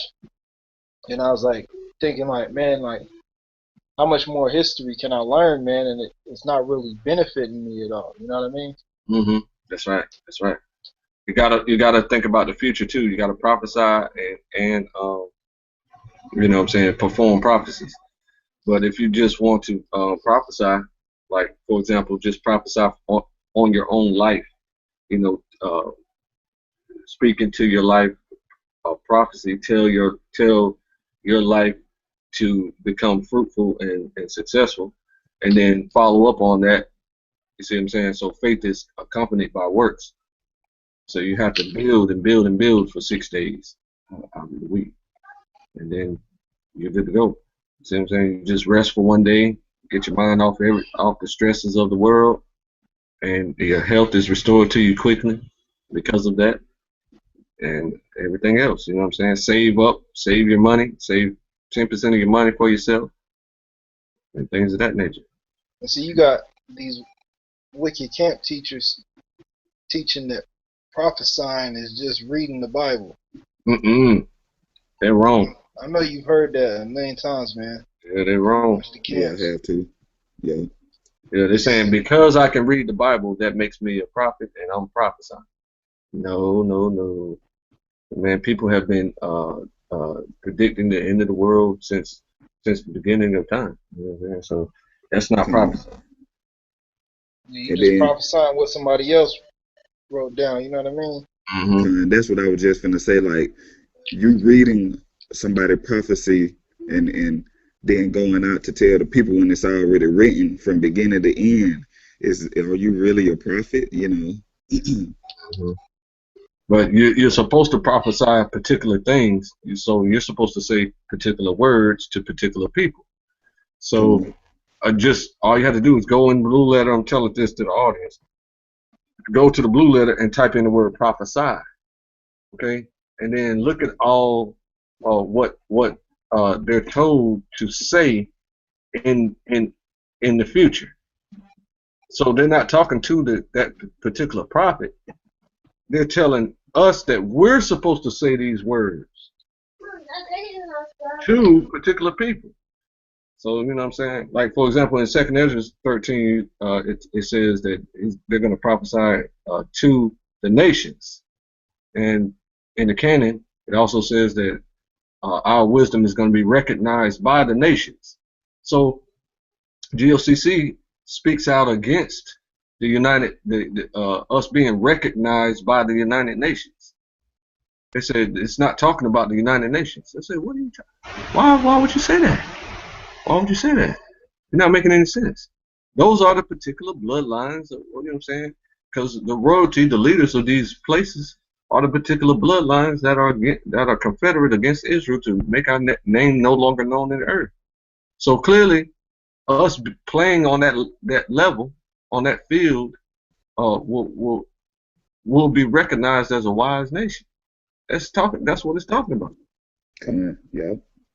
You go be on that national stage, where that international stage where everybody knows that you exist. They're gonna know who your power is, you know, and they're gonna know that you're a nation.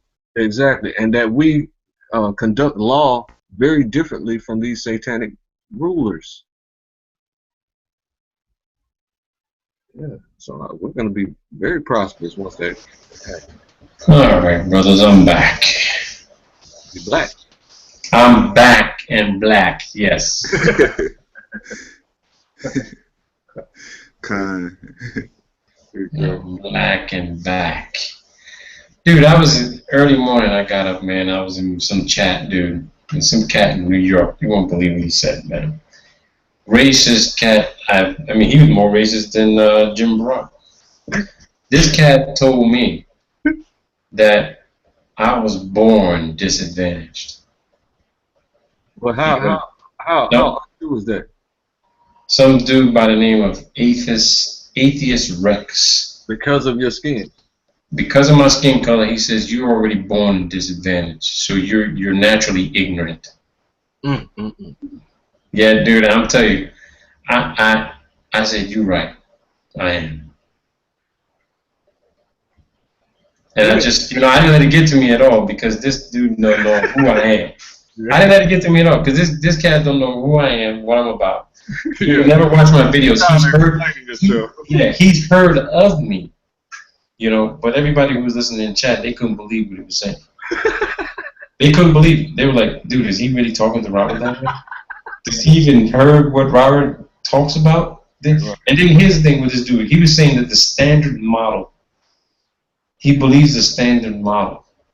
So of course, I know physics. I know what the standard model is, right? And he says the standard model has to do with the precession and the elliptical orbits and the transition of Venus and fucking Mercury. He didn't even know what it was. And get this, dude's probably about a few years younger than me, maybe half a decade. And he's saying that he has a tutor in mathematics. I found out what level of mathematics he's being tutored in. He's being tutored in fucking algebra. But get this, it gets better. Oh my gosh. He said he's got a degree, an undergraduate degree from NYU in literature. But physics is his passion. But he ended up getting a degree in literature from NYU. And he's about to go to graduate school to get a master's degree in physics at the same university I'm going to be registered at in the fall, Columbia University. Dude's being tutored in fucking algebra. He's gonna fail. He's got to take the GRE. Don't you have to take the language of math? Yeah. You got to take the GRE physics or general exam just to even get into graduate school, right? And your score, whatever you score, doesn't guarantee you that you get in. You have to score, pretty high. But dude's being tutored in algebra. Man, I'm sorry, but applied physics, they ain't fucking talking about algebra.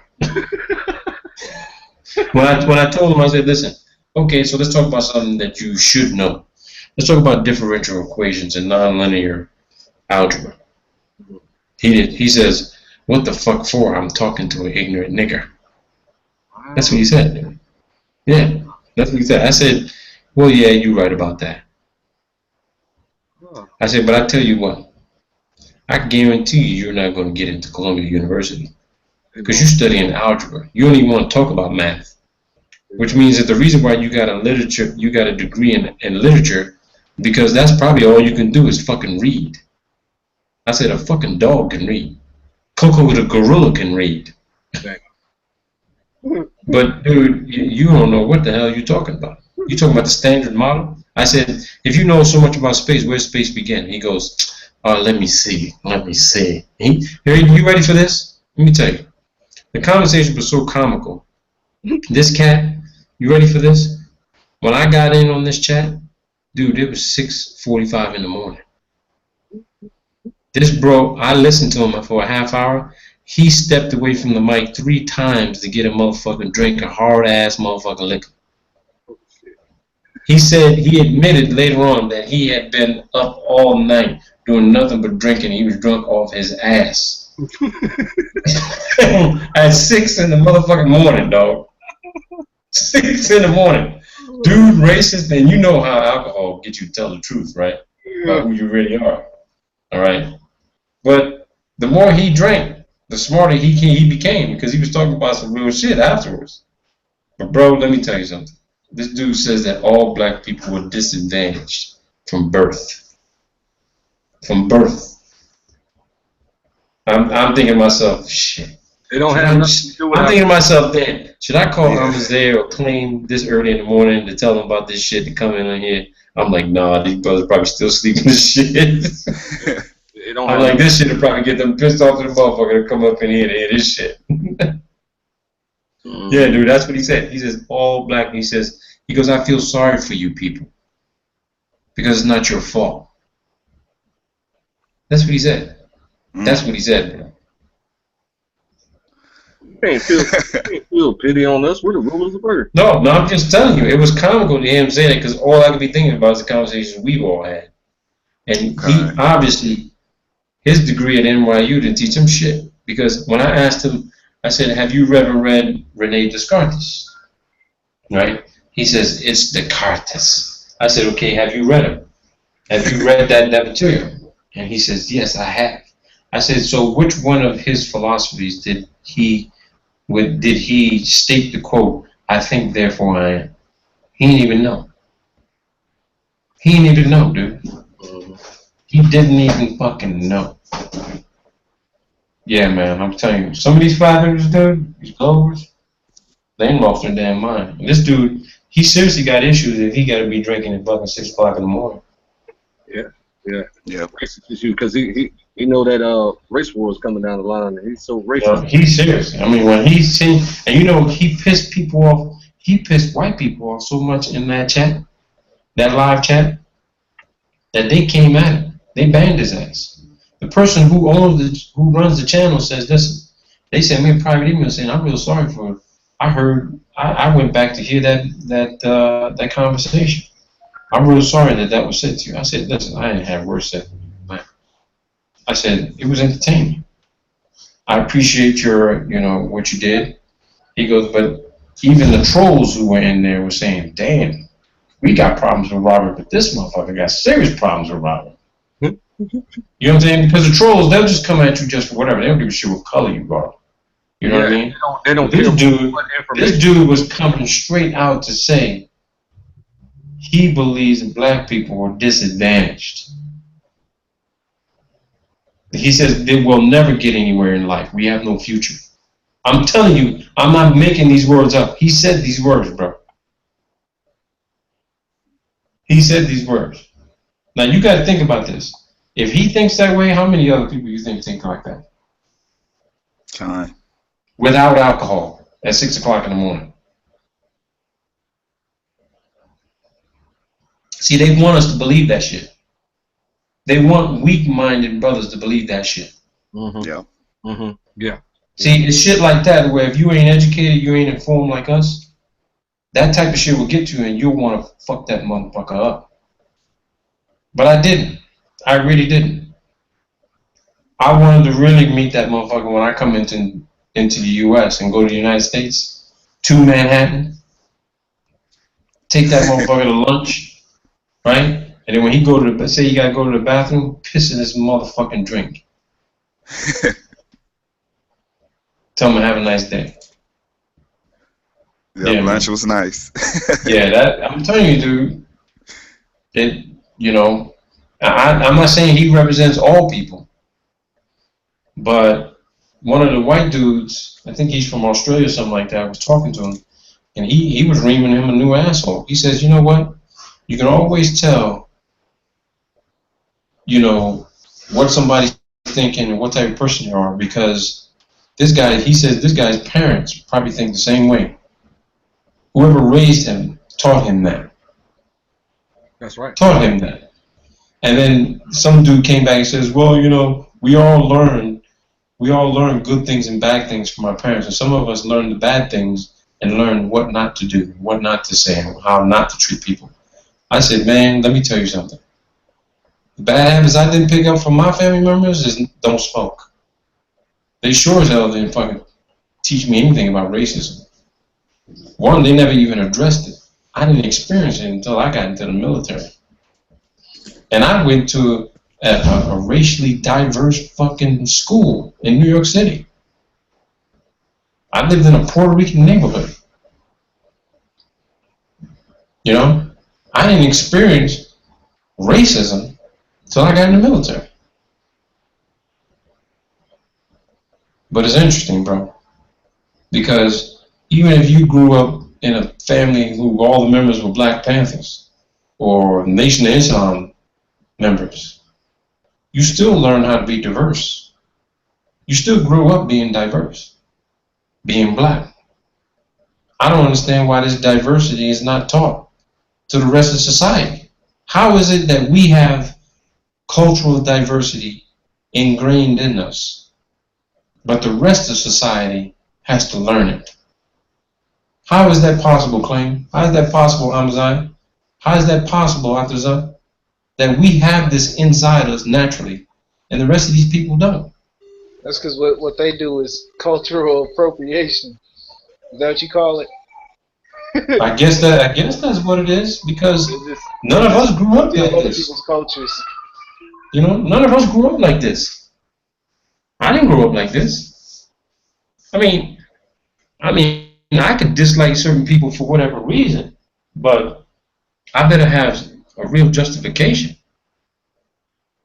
based on historical fact.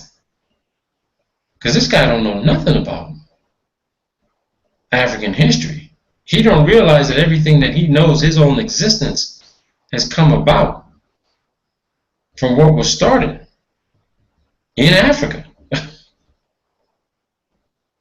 He don't want to hear it. Then he started talking on religion.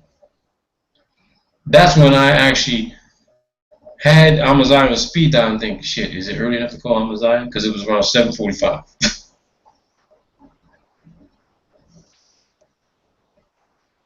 Yeah, I'm telling you, man, some of these flat earth channels, man, some of us brothers, man, we need to get up in there and start giving these people a real education. Because I said, you know what?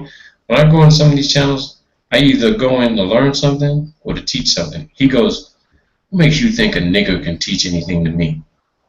That's what he said, bro. That's what he said. Now, how did that sound coming from me?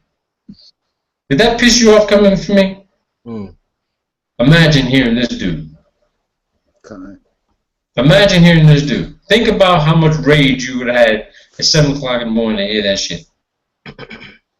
Drunk or not, that's what he says. He goes, you black people can't teach anybody anything. We taught them everything.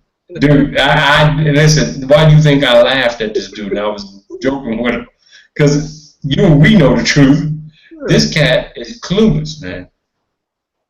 Clueless. And that's in all caps. That's in all caps, bro. That's in all caps, man. And at one point I did get pissed off. I said, you know something? I know you're saying what you're saying because you can, and you're on the internet and you're hiding behind a proxy IP address. But I guarantee you would never say that to me in my face to face. He goes, what makes you think I wouldn't? I said, why don't you ask everybody in chat? Because you know that same fucking alcohol bottle you're drinking out of, I'd shove it so fucking far down your throat and probably pull the bottle out and bash you over the fucking head with it. God. That's what I told him. And then you know what dude went off on? Dude said that he says, well, how about I shove the bottle up your mother's fucking cunt? Dude, I don't think any of you guys want to go and listen to this video. You tried to push your buttons. Oh, dude, push my buttons. Dude, I was laughing the whole time. I was like, yeah, whatever, dude. I was like, why you gotta bring mothers into it, man? Yeah, everybody was like, dude, when I left the hangout and I was listening, dude, everybody went off on his ass. White, whatever ethnic group was in it, they all went off on him. They were like, you gotta ban this guy. They were like, yeah, we know Robert said some controversial shit, but for him to be disrespected like that by this dude, he goes, this guy obviously don't know Robert. One person in chat says, man, the way Robert is calm right now, it's actually scaring me because I've always heard him go off on people and he's like real cool about it. Will he really try to go after this guy and kill him? I was like, no, dude, I'm not. This guy would kill himself. He'll be found in a pool of his own fucking vomit with a Jim Beam bottle bust upside his head right laying next to him when the NYPD finds his ass. And it won't be me who did it.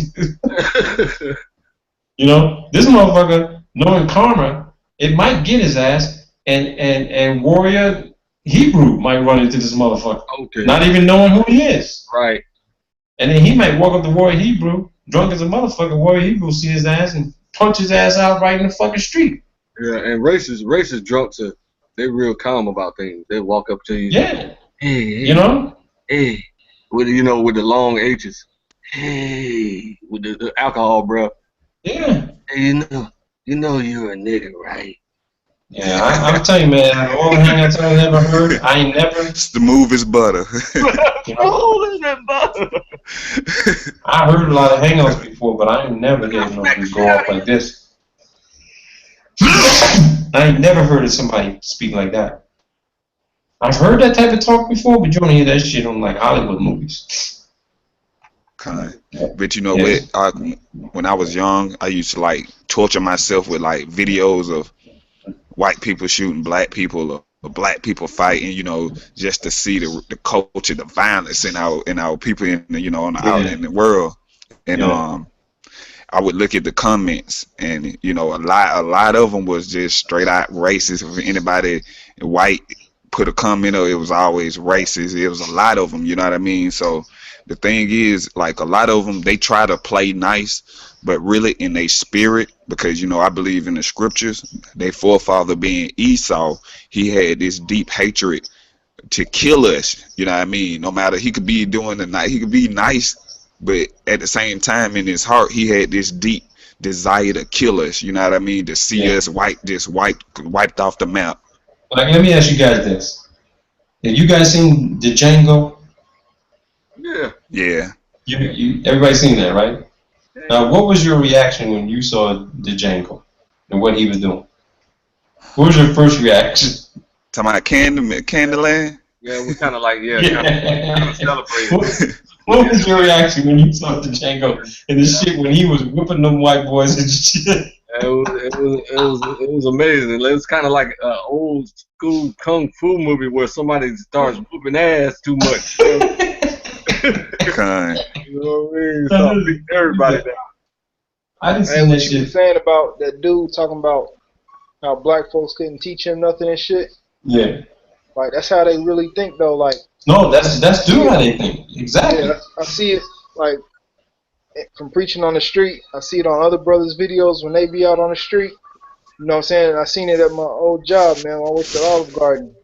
I could tell that's what them motherfuckers would be thinking and shit. You know that's what I'm saying? Exactly what they be thinking. Because here's the thing. I'm going to give you an example. I'm in graduate school, right? 25 students in my class. We had to pick a research topic. Now, they give you a list of shit they suggest you pick. But you could choose your own. I choose my own, right? Now, this professor knows what my ethnic background is. I go and I talk about artificial intelligence. You know what this motherfucker, he wrote me an email today. You know what he said to me? He says, your research review and literature review is not adequate enough for you to be talking about this subject. Maybe you need to read the papers a little bit more. This motherfucker don't know I've been researching this shit for 10 years. And that I know more about artificial intelligence than he does. He's got a PhD in political science.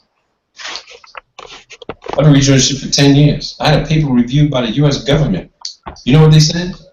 And my proposal had sound scientific merit. This motherfucker don't know shit about AI. But he's pissed off that I'm talking about a subject that he can't grasp completely. Right, so he's trying to redirect me to say, why don't you stay within your fucking lane? Your lane. Talk about something you niggas supposed to talk about. And you know something? What good is a... My bad, I was going to say, what good is a PhD in political science, man? It ain't good for shit. It ain't good for... That nigga don't know nothing. What he's trying to say is that he got a PhD and learn how to motherfucking manipulate motherfuckers into believing what he got to say. So political science, what's that? Building the nation? You build a nation. You ready for this? This dude, I ain't going to say exactly what his background was. But he was actually involved in orchestrating that shit that Farrakhan talked about when Wesley Clark says that he was at the DOD and he saw a classified memo where the U.S. government had strategic plans to destabilize seven Arab countries in 7 years. This motherfucker was the chief fucking strategic planner.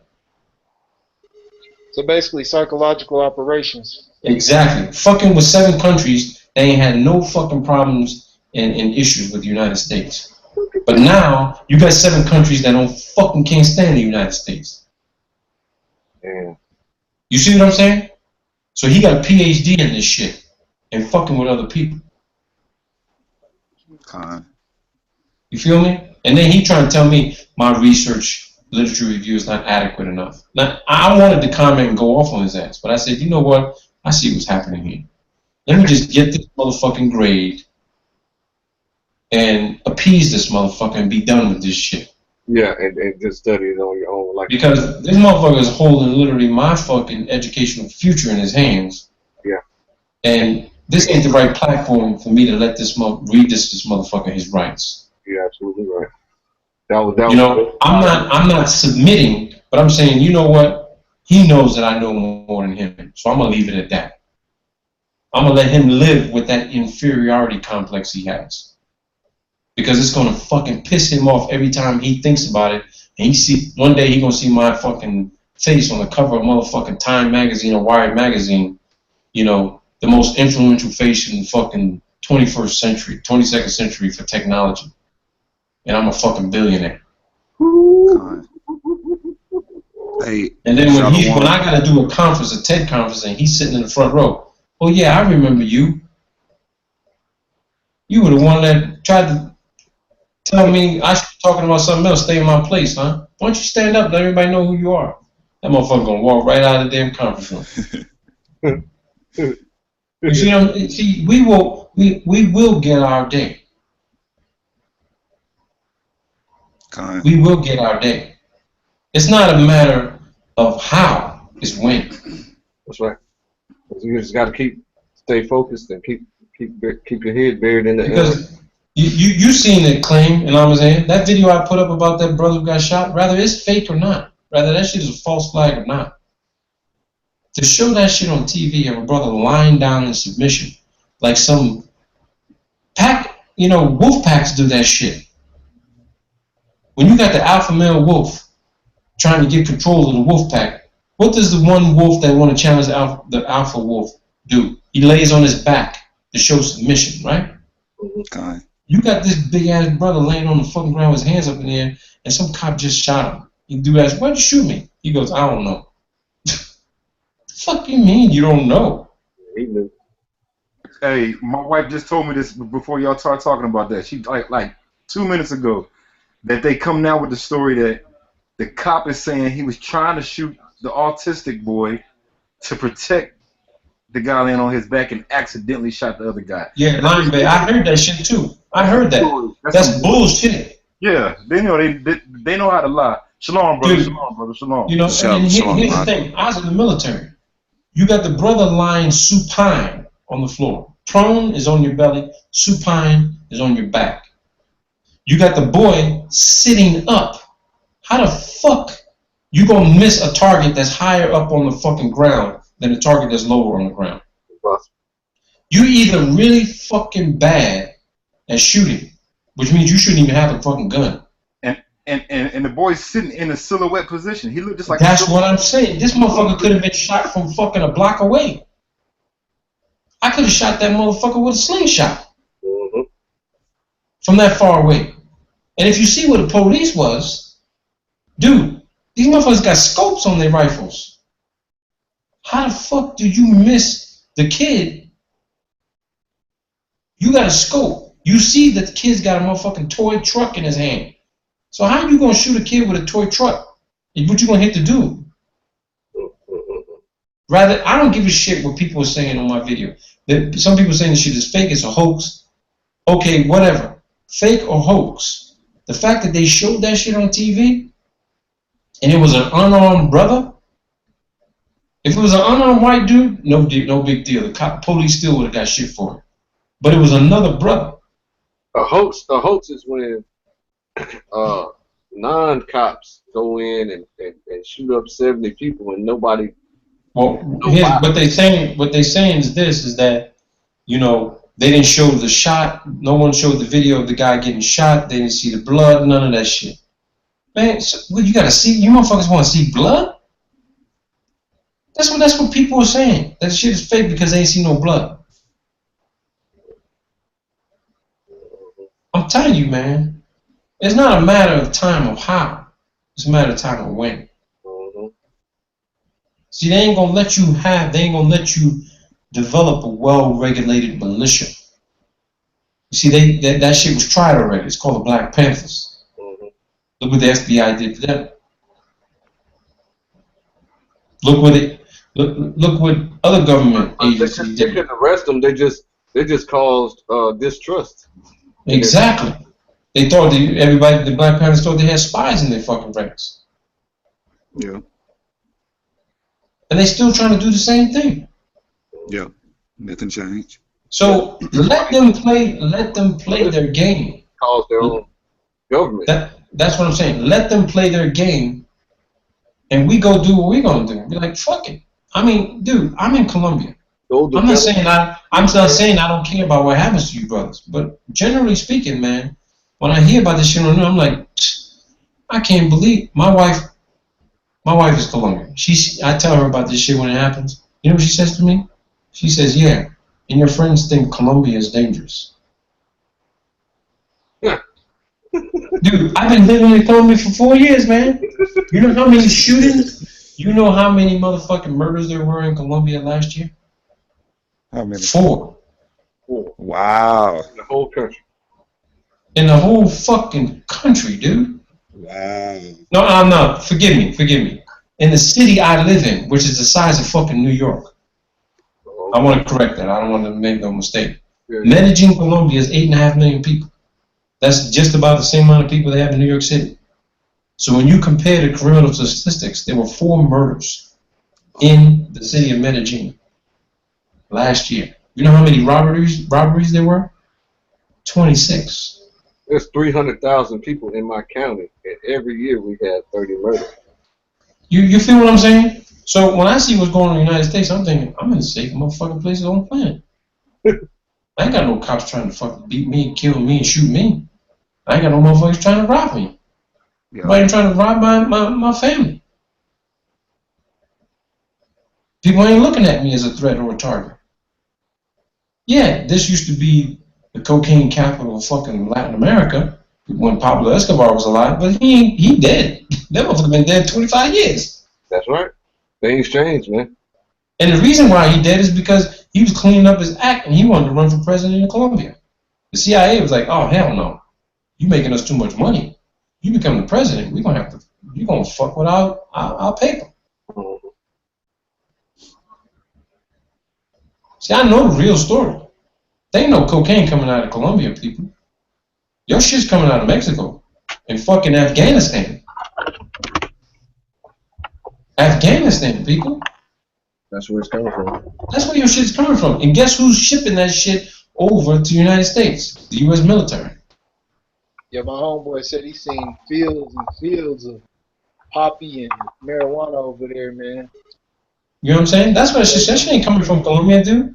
They smoking weed down here, but he said Afghanistan has some of the best marijuana he'd ever seen, man, just growing outside. Shit, they smoking weed down here, but they smoking far less than what they smoking in the U.S. That's the truth of it.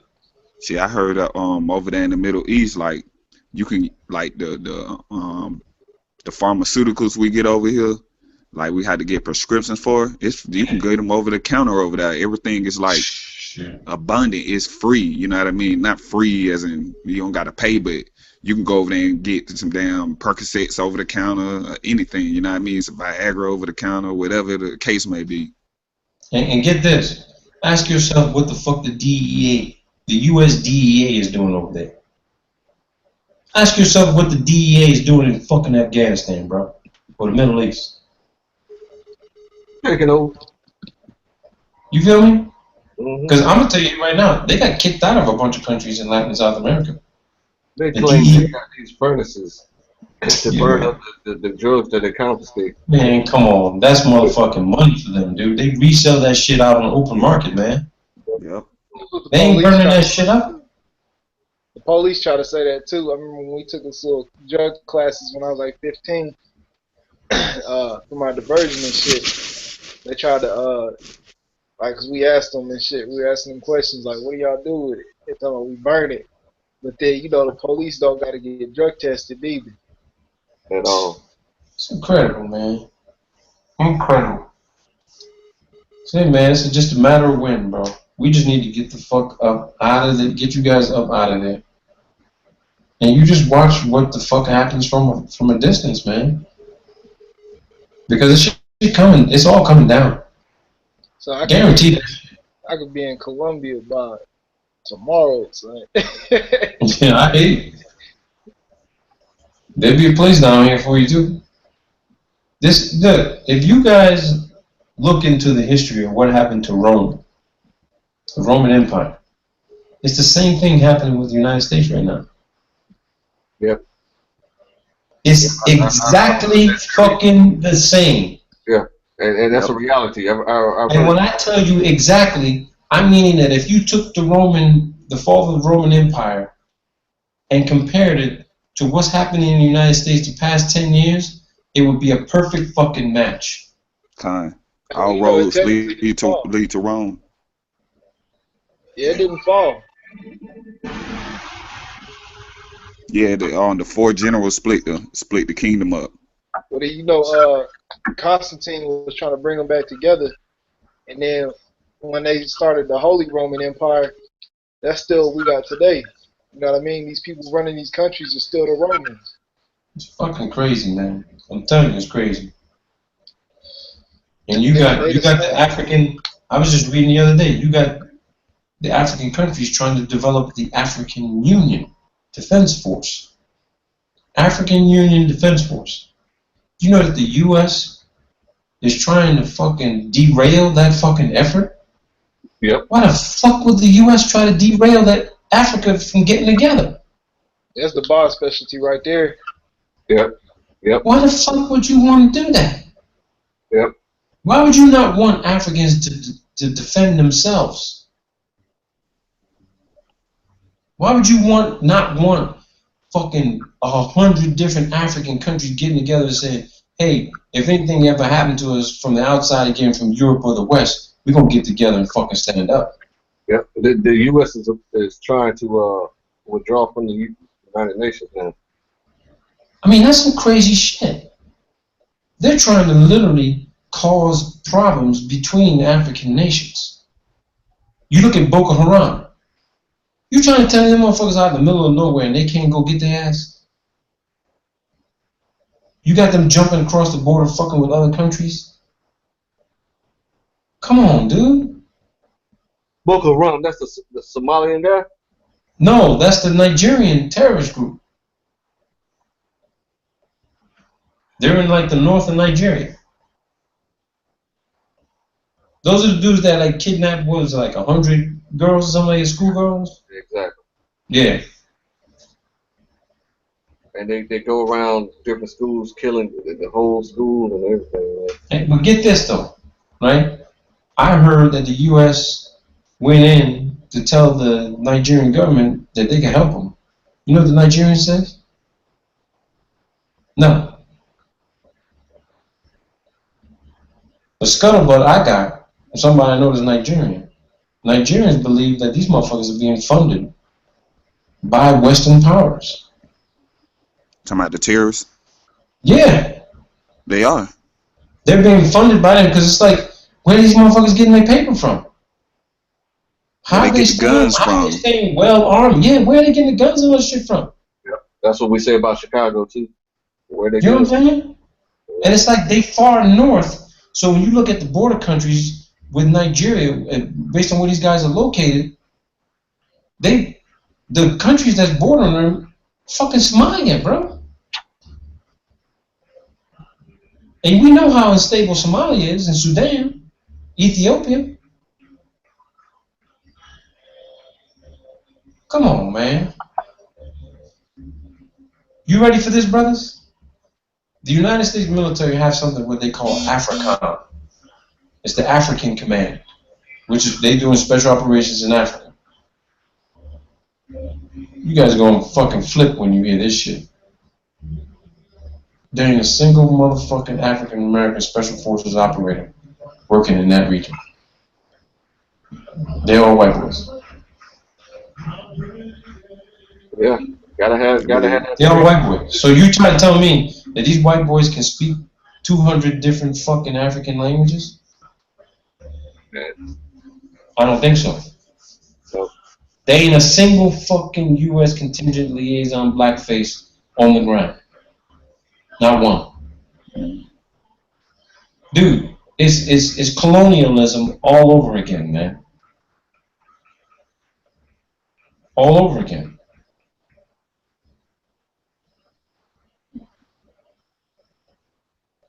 Just like Palestine. Nobody wants to step up and say, hey, we're going to defend these people. We don't give a fuck what the international community says, or Israel, or anybody else. We're going to provide the defense and security for these people. You got to have your own defense force and security force. You need to have your own territory. And anybody fucking coming within a few miles, hey, halt, who goes there, motherfucker? Well, I just want to talk to you and pay a visit. You ain't been invited, so how the fuck are you gonna visit? Nobody sent you an invitation. What the hell are you doing?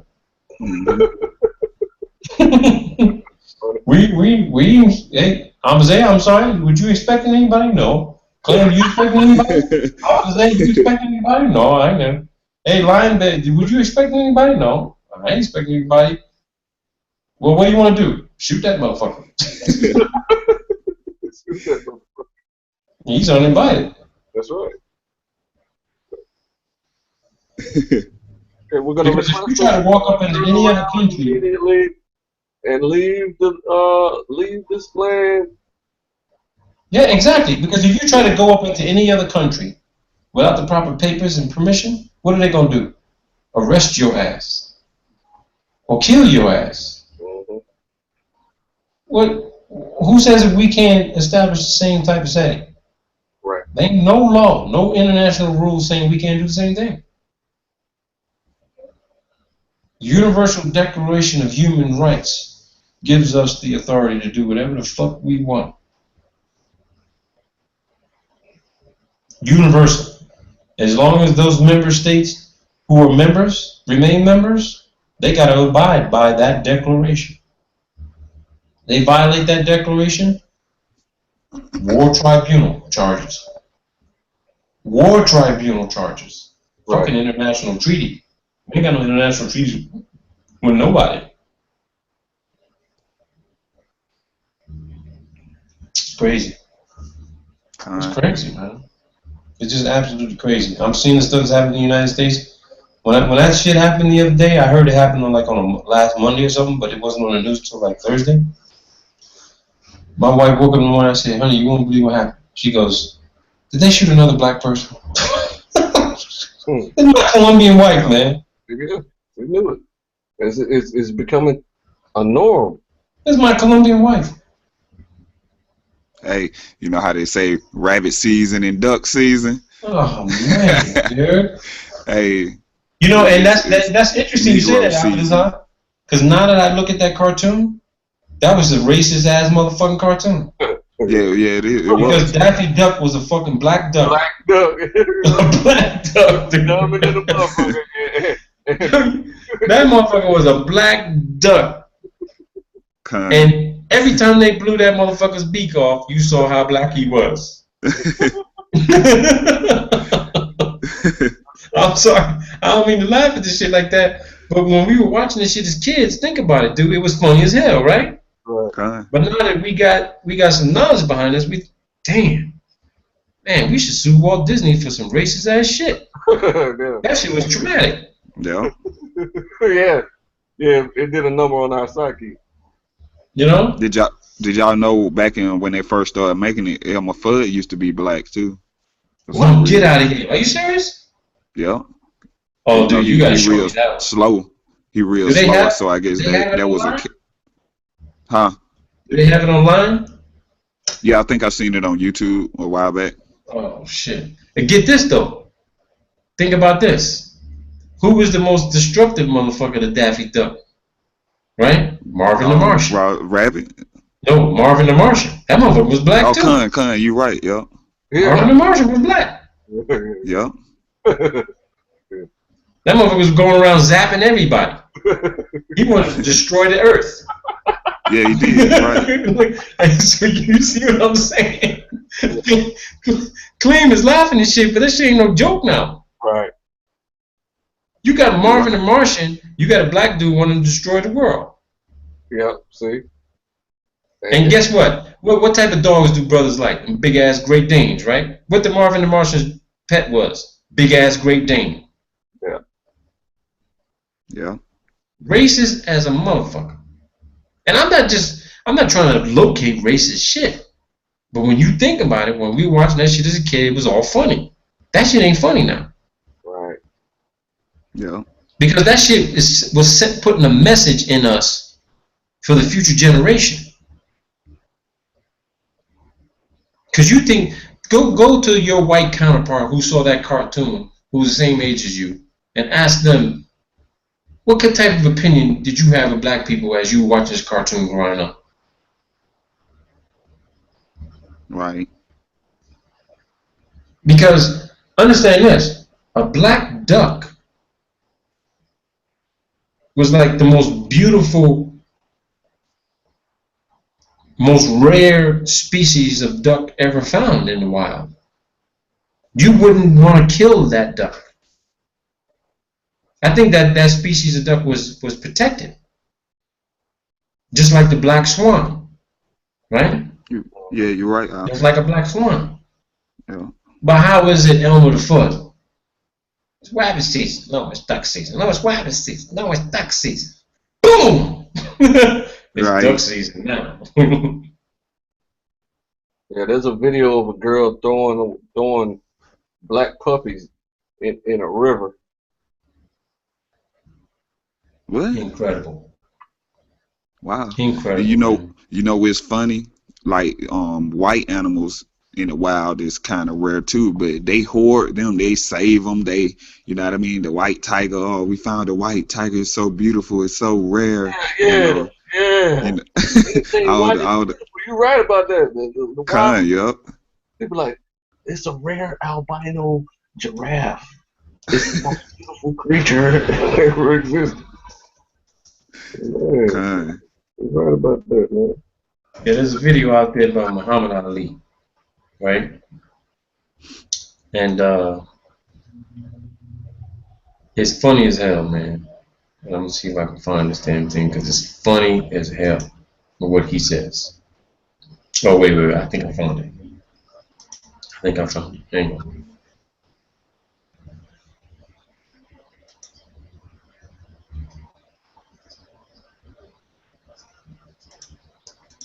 I love Muhammad Ali. I always loved him, man.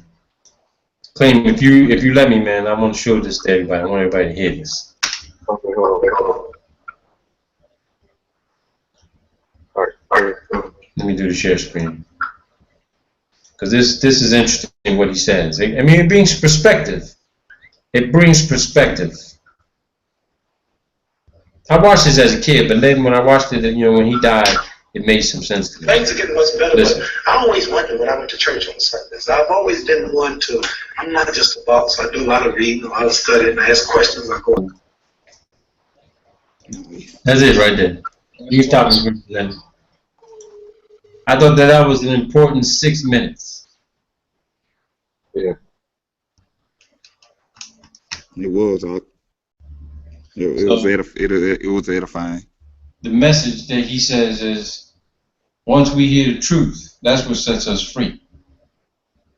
Okay. And that's what we're doing. That's what Claim's doing. That's what all of us are doing this YouTube stuff, is exposing the truth to people. But we're going to have people be like, that's your truth. Yeah, it may not be my truth, but I'm going somewhere with it. You don't need to come. Yeah, you stay right here. Exactly. You stay right here. I put out the information I had put. My stuff, what I'm doing is scientific.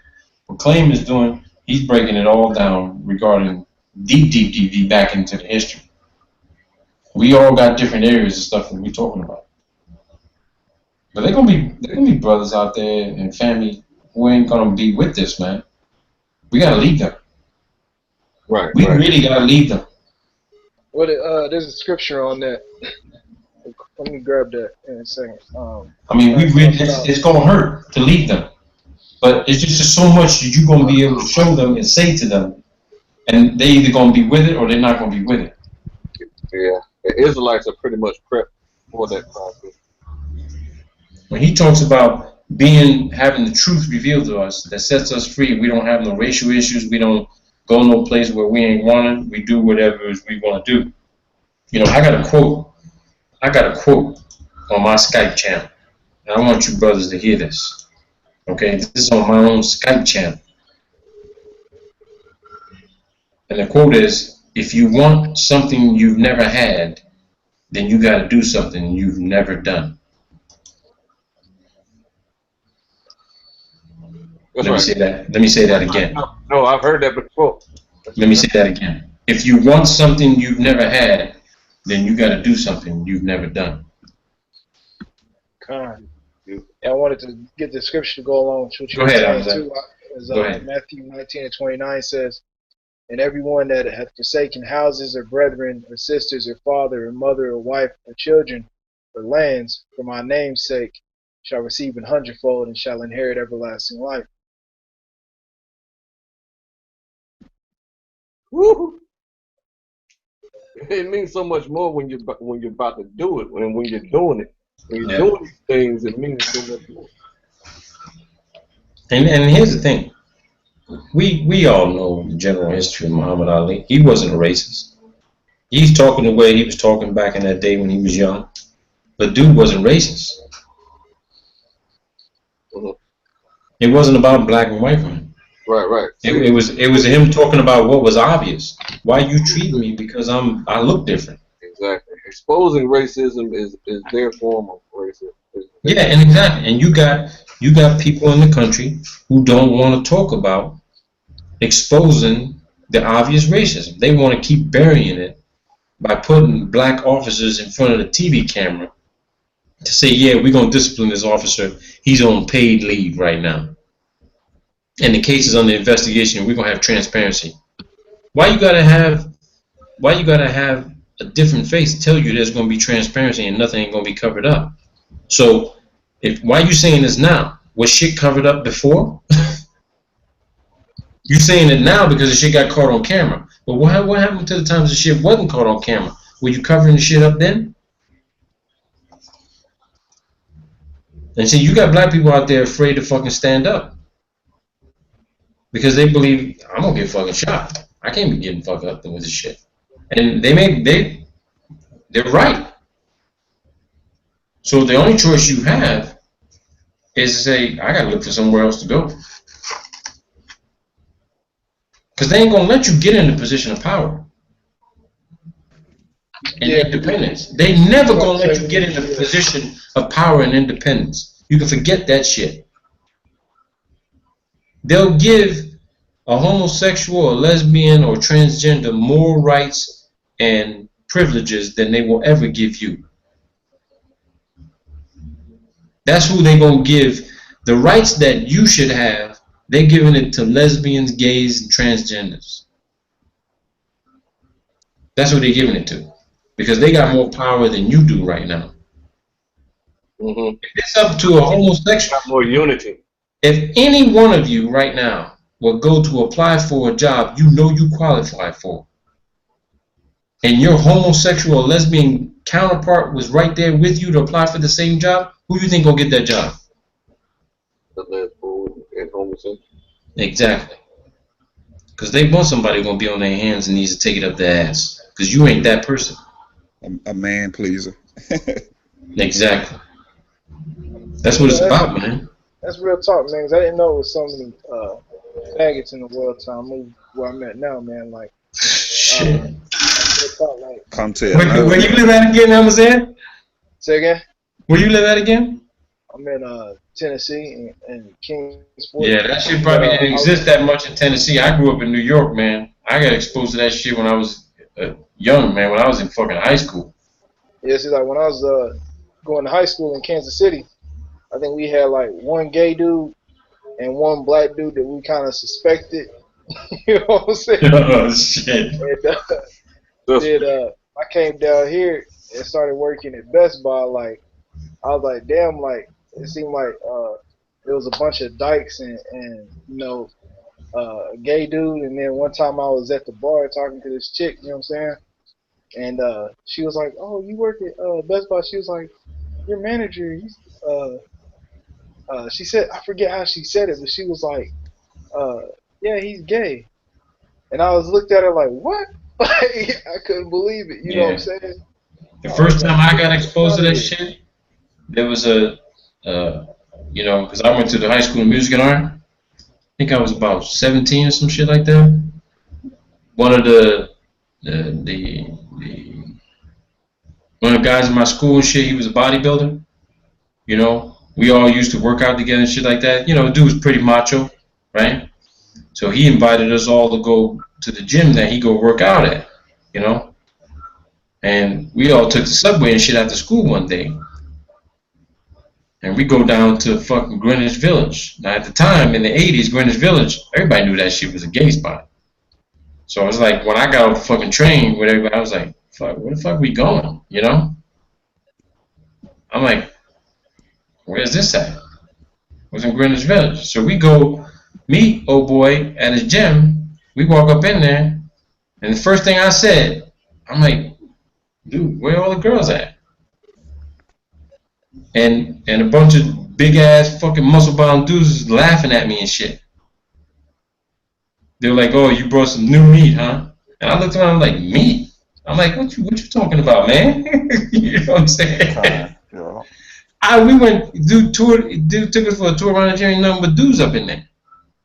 I'm like, yeah, I ain't coming to work out here. And then it dawned on me when I got home and I told my uncle. He was like, well, he goes, where'd you go after school? And I was like, yeah, we went to, you know, one of my classmates' gym. He go work out. He goes, where? It's Greenwich Village. He goes, boy, what the hell you doing in Butttown? That's what he said. That's what my uncle said. I was like, what you talking about? He goes, boy, if you went down there and that's supposed to be your friend, that boy gay. I'm like, gay? I said, what you talking about? He like men. He trying to expose you to it to see. Oh man, man! I tell you, my uncle told me. He says, "Boy, let me sit down here. Let me tell you something. You're gonna be exposed to some shit." And he gave me the lesson of life, man. And after that, man, shit. Every time I saw that dude in school again, man, I just tried to avoid him as much as I could, And here's the thing, it all started making sense to me because this dude. He had chicks hanging around him and stuff like that and everything, but you never saw him with a girl, holding her hand or kissing her or nothing like that. Dude was straight up gay. But he was, you know, back then in the 80s, that shit, you know, he was a closet gay. I wasn't exposed to that shit before that. You know? Now, that shit is normal in New York. Yeah. That shit is normal. Yeah. And if you discriminate against those people, you literally could go to jail for that shit. Yep. You could go to jail for discriminating against a gay person, but if you discriminate against a brother, oh, listen, you're just imagining things. What? Are you fucking kidding me? Motherfucker, I am black. Yeah. You look at that motherfucker, you can't tell he's gay. But the fact that he said he's gay, you're going to believe him, but you ain't going to believe me because this white person is saying that I'm imagining shit? See, they think that racism is part of our imagination. Oh, okay, so we're supposed to forget about the 480 goddamn years of slavery. We're supposed to forget that you guys actually have a fucking amendment in your fucking constitution abolishing slavery. So you're saying it don't exist. See, that's the irony of this shit. People don't want to admit that straight white on black fucking racism exists, but it's in the motherfucking law. What do you think the fucking Civil Rights Act was created for? It wasn't created for fucking American Indians or fucking Mexicans or Jews and none of that shit. It was created specifically for the equal treatment of blacks. Yeah, and it wasn't created for no other motherfucking race, bro. They have used the Civil Rights Act to advance their causes. Exactly. Exactly. It was specifically, the Civil Rights Act came about as legislation because of a fucking case between a black man and a fucking white man. It ain't had nothing to do with Indians, Mexicans, Jews, none of that shit. But they want to say, oh yeah, he's just claiming the race card. What the fuck? And it's funny you mentioned that too, because like in the Kansas Department of Corrections, it's illegal to it's a felony if you like do anything to retaliate against like faggots and pedophiles. Yeah, but is it a felony to do anything against a black person? Not yet. Yeah, not yet. Because they ain't gonna never been one claim. Ain't gonna never be no more fucking law, no criminal fucking penalty for calling a nigga a nigga. Dude, you could go out on a contract on Monday claim for some Jewish family, and they hear you on the phone and think that you may be of a different ethnic background. And as soon as you show up, they be like, "Oh, I'm sorry, we made a mistake." Well, what was your mistake? Well, we didn't know you were a nigger. Yeah. And then you gonna try to sue them. You gonna try to sue them for that? Kind of special because when I go out in public in different places and things like that, I make sure everybody knows that I'm what they call Jewish. You know what I'm saying? Really? Yeah. Get out of here, dude. Are you serious? I tell everybody in my neighborhood. No, are you joking? Listen, they straight up instantly. Like I got a international Israelite ID card. I present this to particular people, man. I'm talking about they straighten up, like their eyeballs get big, and it's like, man, you know what I'm saying? Because you know that whole ACLU. I mean, like rights of Israelites are very highly regarded and protected in the law. Damn, dude. If you know that you're an Israelite and you present that to everyone, then they don't have a problem with you. The only problem I've ever had the past 4 years is when I went to my bank, FSNB, right? And it's all black people working there, and I presented my international ID card because my regular ID card expired. I mean, but I don't never use my regular ID card anywhere anyway, because my ID card has my birth date and everything on it. Yeah. But they didn't want to accept my ID. Damn, dude. This I was an Israelite, says it has prints on there, and they got kind of semi-offended. That's another thing we haven't been talking about for a while either is ID cards. Get your ID cards. Yeah. Well, here's the thing. I want one. How much is it? Legally speaking. So I think $16 or $21. $21 for fast delivery and $16 for normal delivery. Hey, do you guys all have state ID cards? I don't used to. Mine is expired now, but I mean. Well, listen. I know. You don't. Based on the law. Updated now.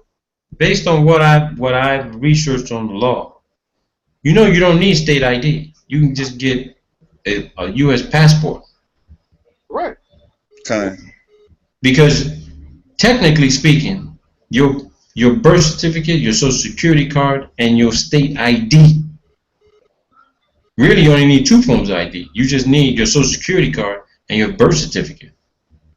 And an affidavit, maybe witnessed by, I think, anywhere between 4 to 7 people stating that you are who you say you are. And it's notarized. You send that shit to the State Department, they give you a fucking U.S. passport. Hey, you know, it's down here, it's illegal to walk around without identification on you. No. That's bullshit. I got a Kansas driver's license. Federal law trumps state law. You walk around with a passport, ain't no state can fuck with you. Hey, you know, because according to the federal government, you fucking United States property. Check this out, right? I got a Kansas driver's license that's still valid, right? Uh-huh. And it doesn't expire until 2019. And I went to jail, I think it was last year. Okay. And when before they like took me in or whatever, like, he was like, why you always have this Kansas license on you? And I was like, that's my license, you know what I'm saying? And so then when I got out the next day, I was like, man, where's my license at? You know what I'm saying? I was looking through my wallet and shit. And then the officer that was doing property was like, man, they didn't even put that you brought your wallet in here with you. You know what I'm saying? So that bastard took my license because they say you're not supposed to have an out-of-state license more than 10 days of living here. You got to be registered to drive in Tennessee. You got, wait, do you drive a vehicle? I wasn't even driving. You know what I'm saying? So why they trying to tell you need a driver's license? Right. What the kind of bullshit? See, they trying to have jurisdiction over you. That's what it's about. They're trying to have. See, if you got a state ID or a state driver's license, the state has legal jurisdiction over you. Meaning they get first crack at your ass. Do you know that if you show your U.S. passport in any other country, you can fucking drive legally? Because see, every other country knows that documentation that you're supposed to have to support getting a U.S. passport is connected to that passport. That's just automatic. That's automatic, man.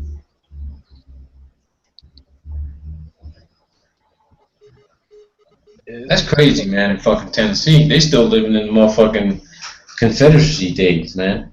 Yeah, man, as I said, like, it's like slave papers, man, because, I don't know, like, some parts, like, the city is the real racist cops. And the people that they think is real racist have actually, like, you know what I mean, let me off the hook. You know what I'm saying?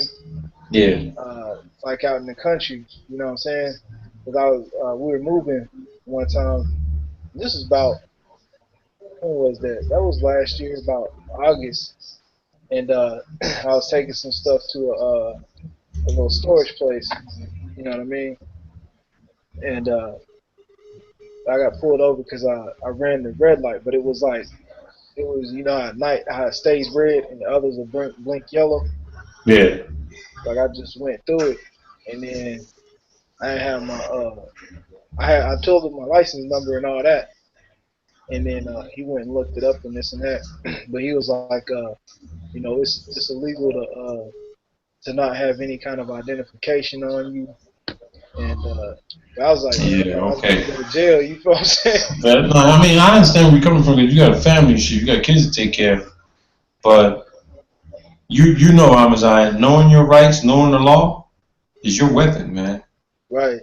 See, in Kansas, if you get pulled over without a license, you just give them your number. You know what I'm saying? So, like, I got my number memorized. Yeah, see, that's crazy, man. That's fucking crazy, man. We gotta listen. I know I'm talking about it, but we're gonna get the trip set up. We're gonna take a little journey, see what's what, and talk about getting it put into play. We gotta get you guys out of there, man. You ain't safe.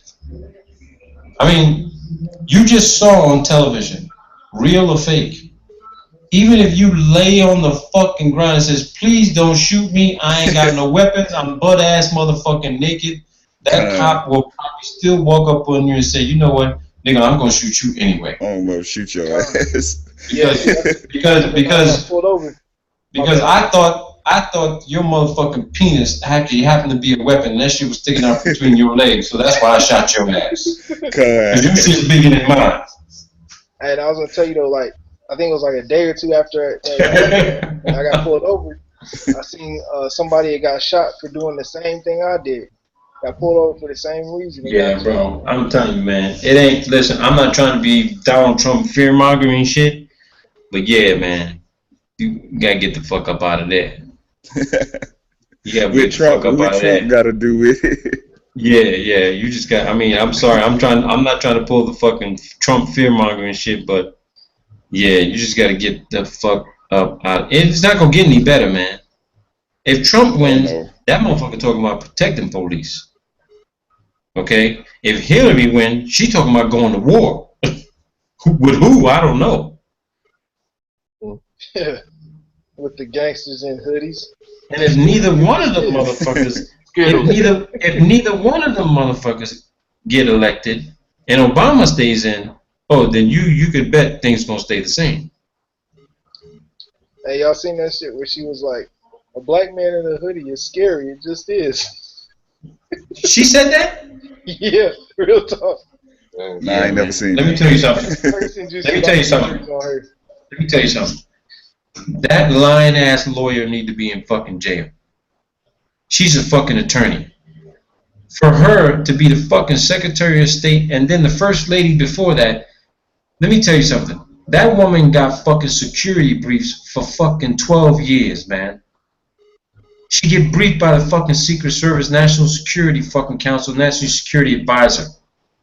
She knows how to define and identify what information is classified, confidential, top secret, any of that shit. For the fucking FBI director to say that her behavior was reckless, but they couldn't find any evidence to prove that she behaved in a reckless manner is some motherfucking bullshit. This bitch fucking has security briefings every motherfucking day for 12 years, man. You gonna tell me her fucking server wasn't even certified and authorized to be in her motherfucking basement of her house? She knew it. She had knowledge. And law, that's called knowing, willing, and intentional motherfucking criminal goddamn behavior.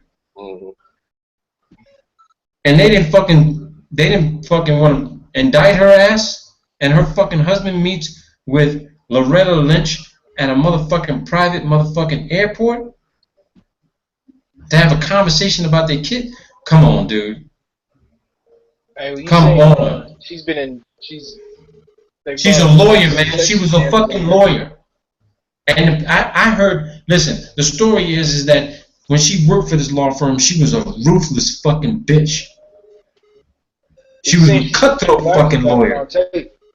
She laughed about winning a child sex case on tape and knew the motherfucker was guilty and said she did it for the DA. Man, let me tell you something, dude. Regardless of who fucking becomes president, man, they're gonna be fucking hell. All hell's gonna break loose, man. Yeah. So we're gonna take this trip. We're gonna take this trip before the election, and then let's see if we can set up maybe safe places for you guys to get to. Because when they announce who the fucking president's gonna be after that November election, you motherfuckers better start packing up and be ready to go. That's all I gotta say. Yeah, we'll be ready. Because the night they announce who is the president elect, the next morning all hell gonna break loose. Mark my words. When's the election in November? What day? November what? 20th. 20 what? Super Tuesday. Super Tuesday. Okay. So let me do this. Let me do this solid prediction. November 22nd. On November 23rd and 24th, the shit is gonna hit the fucking fan. So I'm thinking to myself here, we take this trip in August, right? We set up some solid plans to get some locations set up for you guys temporary. Somewhere south of the motherfucking border, not in Mexico, of course. Maybe, Colombia's really great. I don't know what you guys thinking, but and Spanish ain't hard to learn, but most people. What I'm saying is this: by October. Yeah, right. By October. How do they treat Americans? Dude, let me tell you something. How do they treat Americans? Dude, you ain't seen my wife. You ain't seen my wife. You put it this way. Everybody I know who's come to Colombia, Americans, they end up either not leaving or going back, packing their shit up and moving down here. Hey, just show me the Afro. No, I'm straight up with you, dude. I'm straight up. Every fucking person I've known the past 4 years who come to Colombia, they either don't leave or they go back, pack their shit up, and they come back in 30 days to live here. It's that good of living, dude. It's that of, put it this way, the cost of living, let's just put it this way.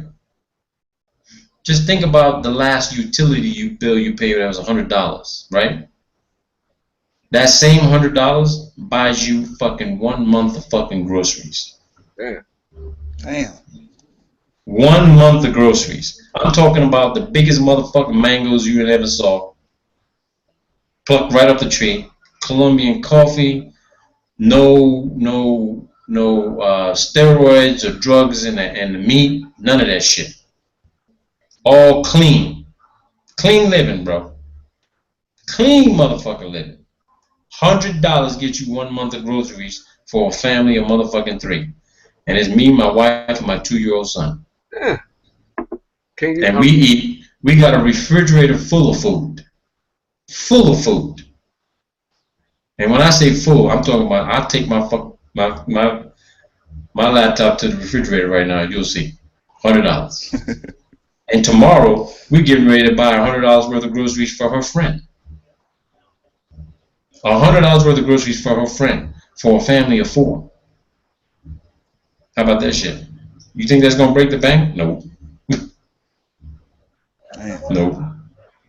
So I'd say by October, we have you guys, and I'm talking about Amazay, Claim, Lion Bear. I hope you're in on this. You better be fucking listening too. And I'd say by the second week of October, we got spots set up for the 4 of you, where you got your own places, and it's just something temporary until we decide exactly where we all gonna go. But I'm telling you, you ain't gonna be motherfucking safe in the United States after fucking November 22nd. Because whoever they elect, the shit gonna hit the fan. Yeah, out of those two. Now you can wait. You can wait till November 25th or November 30th if you want to. You can wait till that time if you want to. Your ass might not be able to get out of the country. You might not even be able to get a passport fast enough. You better fuck. I'm gonna get everybody squared away by the end of this month. You get your fucking self a passport. Get your fucking self a passport by the end of this month. I'll get everybody set up next week. We're ready. Okay? And you can. It'll take you a couple of days to get a passport. You just send them all your documentation. You can get a passport in 2 days. It's like, I think it's like 520. I gave you the link, Claim, to send it to everybody. Get your passport. Once you got that shit, you don't need a visa. We'll get together again, and we'll set up this meeting so that we can go travel to this place that we talked about next month. And then you guys go back, and you just basically say, okay, this is where we may be going to. Let me get ready, because when election night is over with on November 22nd. And you wake up the next morning and motherfuckers is rioting and shit and robbing motherfuckers, you be like, oh shit, it's time to go. It's time to go. Then by that time, they're going to shut down all the airports. They're going to shut down the airport, and the only way you're going to be able to get out is motherfucking take goddamn Greyhound to the motherfucking Mexican border and fly out from there in Tijuana. Because that's where everybody's going to be heading to. Can you see the side chat, Rataza? Yeah. Rataza? Okay. Can you see the side? Yeah, I see what? Hold on. On your phone.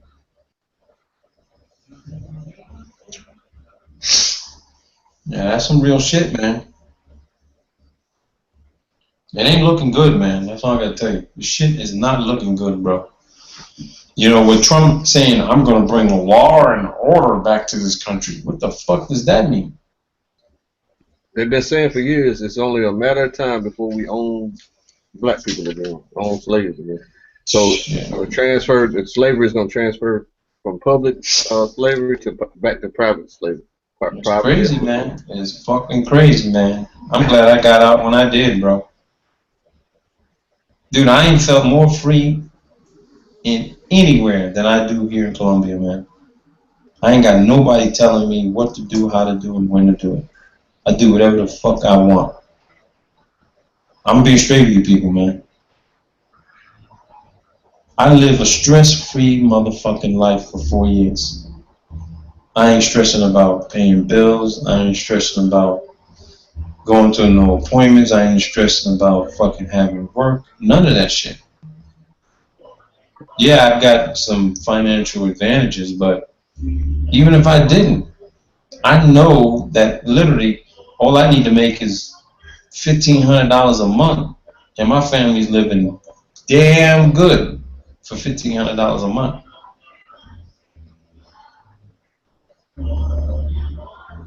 I don't know if you guys can hear that music in the background. Can you hear the music in the background? No, not really. Yeah, they having a fucking birthday party downstairs in the apartment complex where we live. You hear this shit every weekend, man. People having fun, singing, dancing, enjoying life. You think they worried about what the fuck is going on in the U.S.? Nope. You think they worried about the terrorist attack in ISIS in the Middle East? Nope. You think they worried about how they gonna pay the bills next day? Nope. They having fun, man, enjoying. The highest concentration of most beautiful women on the planet live in Medellin, Colombia. The highest concentration of the most beautiful women on the planet. 8.5 million motherfucking people. I would say fucking 7 million are the most beautiful women you have ever seen. Huh? Years to learn Portuguese, man. Man, fuck Portuguese. You gonna learn Spanish, bro. I mean Spanish. You ain't gonna take you no years. Trust me, bro. If you single claim, I give you 6 fucking months, dude. You be speaking fluent Spanish. You get you fucking some hot ass damn 20-something, 30-something Colombian girl, man. Shit, she be cooking for you. Next thing you know, when they call your house, you be answering the phone. Hola, ¿cómo estás? Hey, can I speak to Clay? Yeah, you speaking to him. Who the fuck was that? You're like, who the fuck was that? Just answer the phone. You be like, perdón, hombre, perdón. You paint a pretty picture, boy. Dude, let me tell you something. When I lived in New York, I learned Spanish in 1 fucking year. I took it in school. Once you down here, dude, once you immersed in the environment, you pick that shit up fast, bro. Because if you're in love, man, trust me, you learn motherfucking Spanish for the woman you want to be with, brother. Right. That's true that shit. True that. True that shit. Because she'll be speaking Spanish to you. She'll be like, ay, papi, te amo. Yo te quiero mucho. You'll be like, I don't know what you're saying, but if you keep saying enough, I'm going to be with you, baby. Trust me. Say I love you very much. Yeah, that's what I'm saying, man. You ain't got to worry about that. Dude, there's gringos down here who don't speak no more fucking Spanish, but they handle business. They still handle business, bro. Right. Don't worry about it, man. You'll pick it up. You'll pick it up, bro. Man, I got a 2-year-old fucking speak Spanish and English. 2-year-olds are smarter than adults. Well, that's true. You got that right. But he got me worried, though, because he watches this little Russian cartoon on YouTube and shit. And he said something in Russian the other day. Fucking confused me and shit, man. I'm like, damn. I mean, he ain't even speaking full sentences. I don't need him speaking Russian and shit. Then my wife knowing me can understand what the fuck he's saying. Oh man, this sounds kind of fun now. You know what I'm saying? Yeah, it sounds fun, but I'm telling you here right now, the amount of money it would take to get all 4 of you set up would be less than $1 million. You would live like a fucking king. You would live like kings down here. And when I say less than $1 million, I'm saying less than it. You'd all have your own places, and you'd have enough money to live here for at least about fucking 2 years. Real good.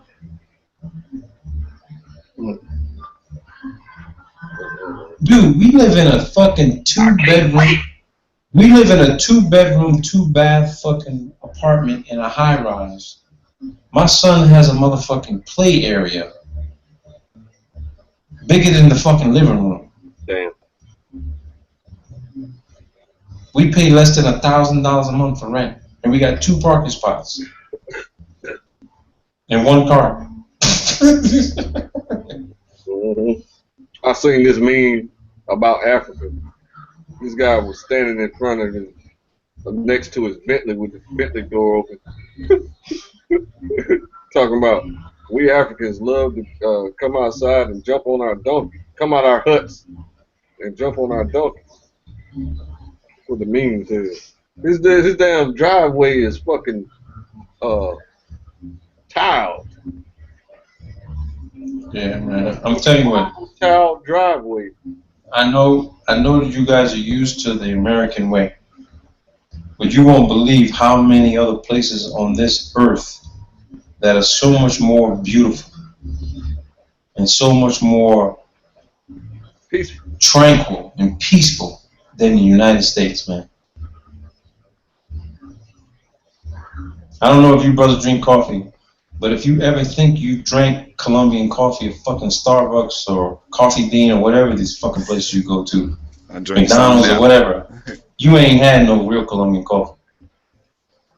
You ain't had real Colombian coffee till you come to Colombia and I take you to Juan Valdez and you have fresh fucking ground Colombian coffee that just got plucked off the motherfucking tree 2 weeks ago. Once you had that Colombian coffee with 1 cube of sugar, you'd be like, oh, dude, I ain't smoking weed no more. This shit's good. I need this shit every morning. I'm dead serious, bro. I used to, you know, I'm not a heavy coffee drinker. Smoking cigarettes. I'm not a heavy coffee drinker, but let me tell you something. When my wife gives me my cup of Colombian coffee in the morning, that's all I need for breakfast, bro. Straight up. Straight the fuck up. I have that with a piece of wheat toast, man. And I can literally go the whole day. The whole day, dude.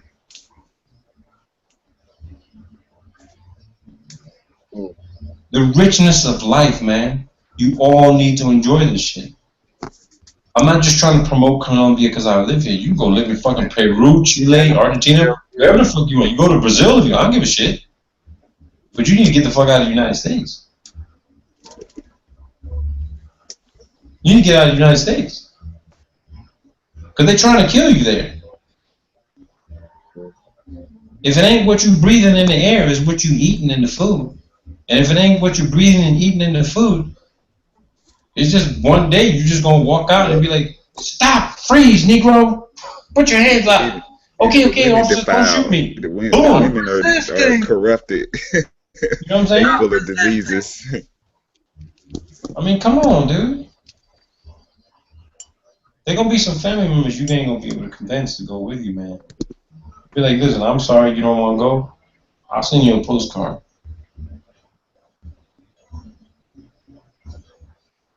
There's so many places, man, that are so beautiful outside the United States, man. I've enjoyed it. I've enjoyed some of these places. I wish I could have 100 versions of me to go live in these other places, but I can only live in one place. The United States is not paradise, man. It's not.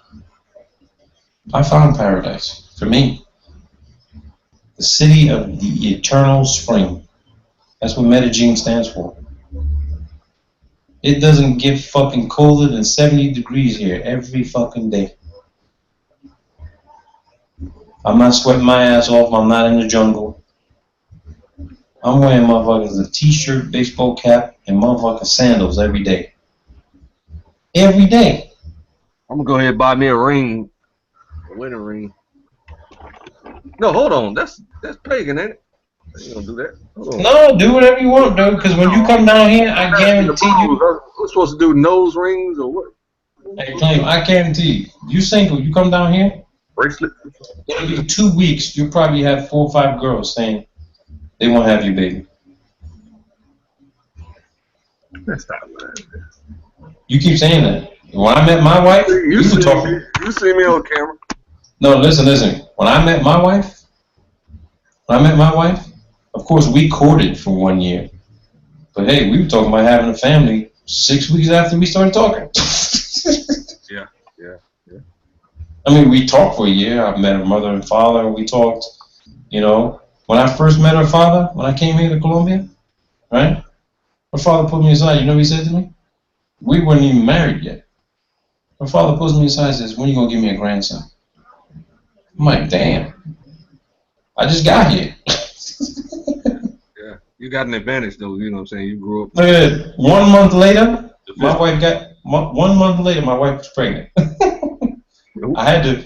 Her father gave me an order. When you gonna give me a grandson? 1 month later, my wife was pregnant. So the And we got potent. Hell yeah, we gave him a grandson. My son Nico.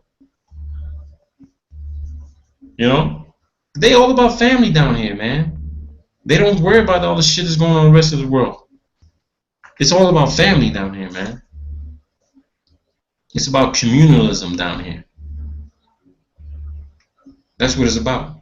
That's why you show us so much love. You thrive in that type of environment. It's about communalism down here. I mean, she got some family members that's just pain in my fucking ass, but, you know. But other than that, dude, I love it down here, dude. I love it here. Do that word community come from communion? I hate where you're coming from out there because they're Catholic here in Colombia. But oh no, I was just asking, like, what's the word, like, did where they like have something to do with one another? I wasn't sure the etymology of it. No, religiously no. Religiously no. The communalism comes from definition wise. The definition wise, it's rooted in the fact that I'll give you an example. My wife's family is 20. My son has 22 fucking extended family members, cousins, you know, and you know, aunts and uncles, grandmother, grandfather, my son's great grandmother and grandfather are alive. Great grandmother and great grandfather. His grandmother and grandfather are alive. He's got great aunts and great aunts, cousins, 22 family members, and they're literally a phone call away. I mean, the families here.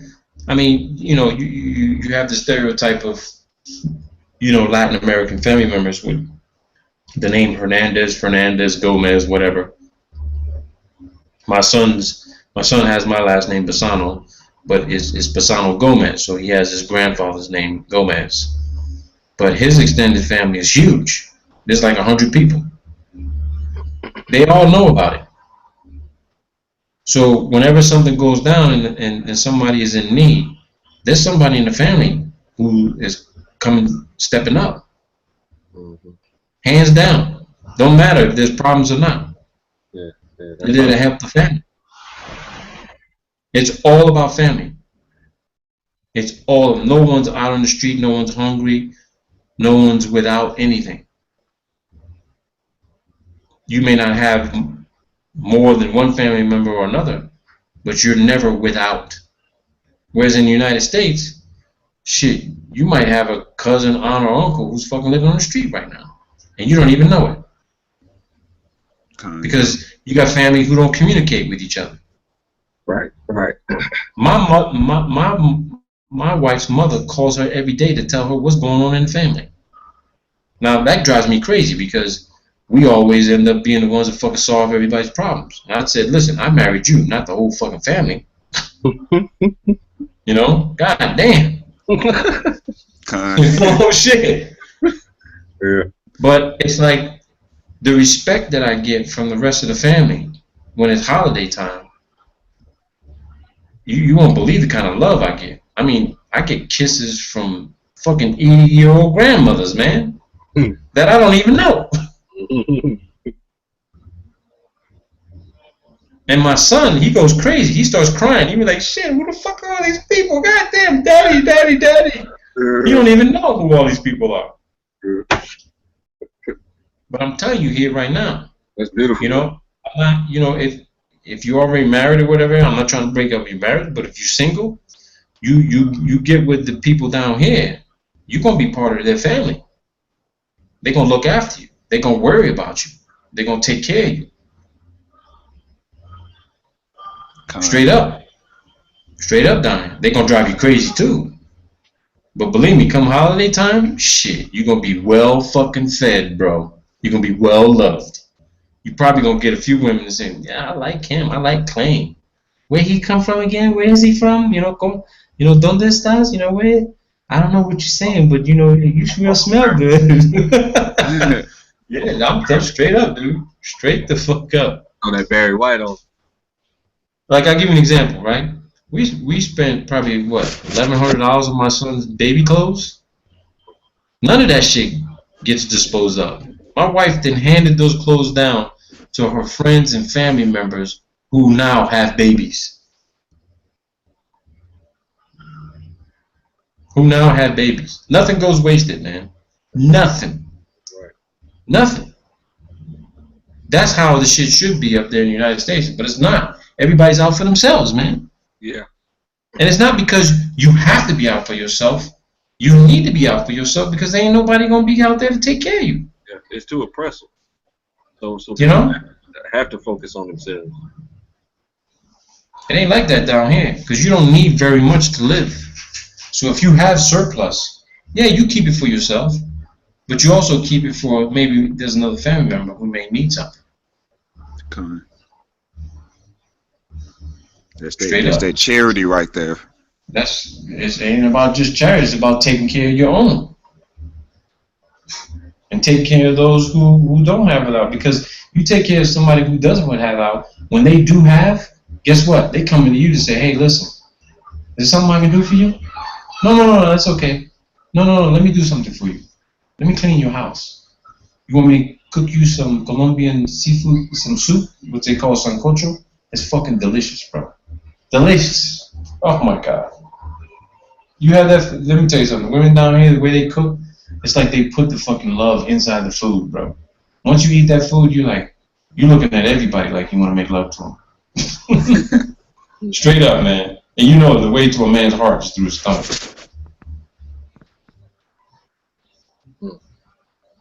I mean, during the Christmas time when I first came down here, man, I went to a Christmas party. The Christmas party lasted till motherfucking 2:30 in the morning. We got there at motherfucking 8 o'clock. We were eating, drinking, dancing. I must have danced with 4 grandmothers, 6 aunts, 12 cousins, my wife's mother, her cousin's girlfriends, you know what I'm saying?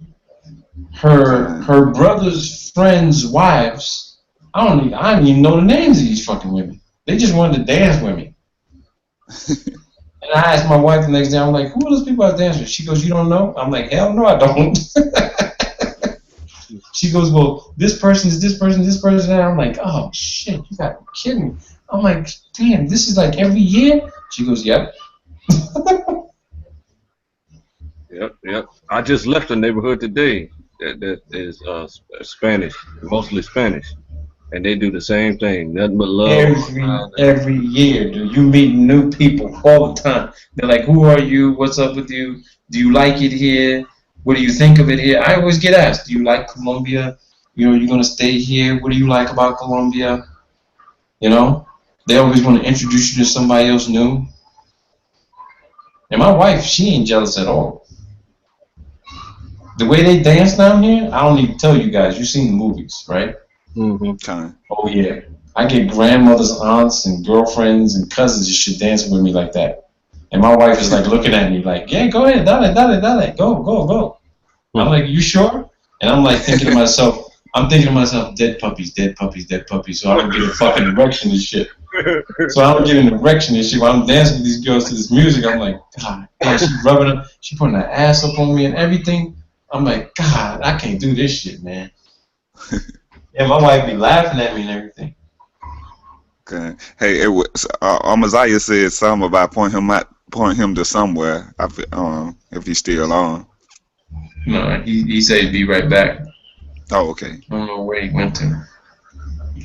But yeah, man, it's beautiful down here, bro. It's beautiful. It's absolutely. The weather's fantastic, man. The culture's fantastic. The people are fantastic. You ain't got the police on you. None of that shit, man. Okay.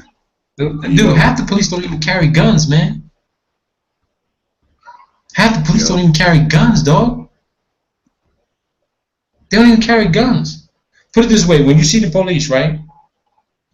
They always walking in 2s or 3s or 4s. One of them will have a gun. The other 2 or 3 won't. Mm-hmm. That's how you do it. Instead of all these trigger happy mode. Dude, the first motherfucking 2 years I was here, I didn't hear a single motherfucking ambulance siren or police siren in the daytime, afternoon, or night. There ain't no car chases, none of that shit. No bank robberies, none of that shit. And could you believe there wasn't a single bank robbery in 4 years I've been here? Ain't nobody tried to rob the bank. Now where the fuck can you live where there's 8 million people and no motherfucker ain't trying to rob the bank? Colombia. There you go. You figure in every big city, motherfucker trying to rob a bank or somebody, right? Mm-hmm.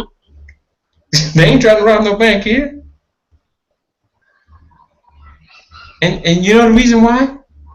Where the fuck you gonna go? You got Colombian pesos, motherfucker. Ain't nobody else buying Colombian pesos anywhere else. And they got cameras everywhere. So they got your motherfucking picture on the news if you try to pull some shit like that. Mm-hmm. Dude, I saw where dudes in Bogota, they robbed this convenience store, right? They put these dudes they put the video footage up raw on the fucking local news. Do you know that night, those motherfuckers was caught? The same night. Damn. Motherfuckers telling on each other like crazy. They're like, yeah, I know that nigga. This is where he lived. We don't need that kind of madness around here. That's what I'm saying. That's how it is. That's how it's supposed to be. Yeah. But see, here's the thing. You guys listen to the news, and if you hear bad shit about Colombia. But dude, the crime rate ain't what they say it is on fucking US TV. The motherfuckers ain't killing each other here for shit. They don't need to. There's an abundance of shit, man. They got everything they need. Yeah, you got little robberies every now and then and shit like that. That's a given. Mm-hmm. But you don't see motherfuckers just getting robbed just for the sake of getting robbed. People ain't getting killed for the sake of getting killed. They ain't cops killing black people. They ain't white Colombians trying to kill black Colombians. They ain't black Colombians trying to kill white Colombians. They ain't gang members or cartels trying to kill other cartels or gang members. They're like, yo, there's enough for us to go around. Let's get along. We all making money here. Straight up, dude. There ain't no gang wars, none of that shit. When's the last time you guys heard the news about a Colombian drug cartel? Think about that. Have you heard about any of that on the news? No, not me. Exactly, because they ain't nothing. That's a fictional boogeyman story. It's a fictional boogeyman story. That shit's in Mexico. That shit ain't down here.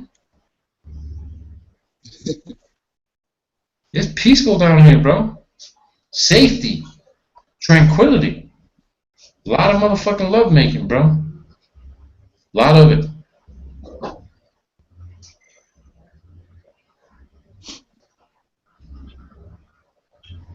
If anything, man, I would at least want to get you guys to take a trip to come down and see what's up with this. Give you guys a little tour. We go to restaurants, go to a few clubs and shit. You motherfuckers would be like, oh hell no, let me call my girl. I can just see, let me call the girlfriend. We relocated. I'm like, yo, babe, I'm sorry, man, I ain't gonna be coming back. I'm gonna be staying down here for a while and shit like that. So you should just go on with your life because it's been fun. You know what I mean? That'll be it. Straight up. Won't you come? It's like Vegas. Colombia's like Vegas. What happens in Vegas stays in Vegas. You come down to Colombia, oh yeah, you hooked, dude. You hooked. If you come to Colombia and you say, I don't like that fucking place, then you definitely brainwashed. Go back.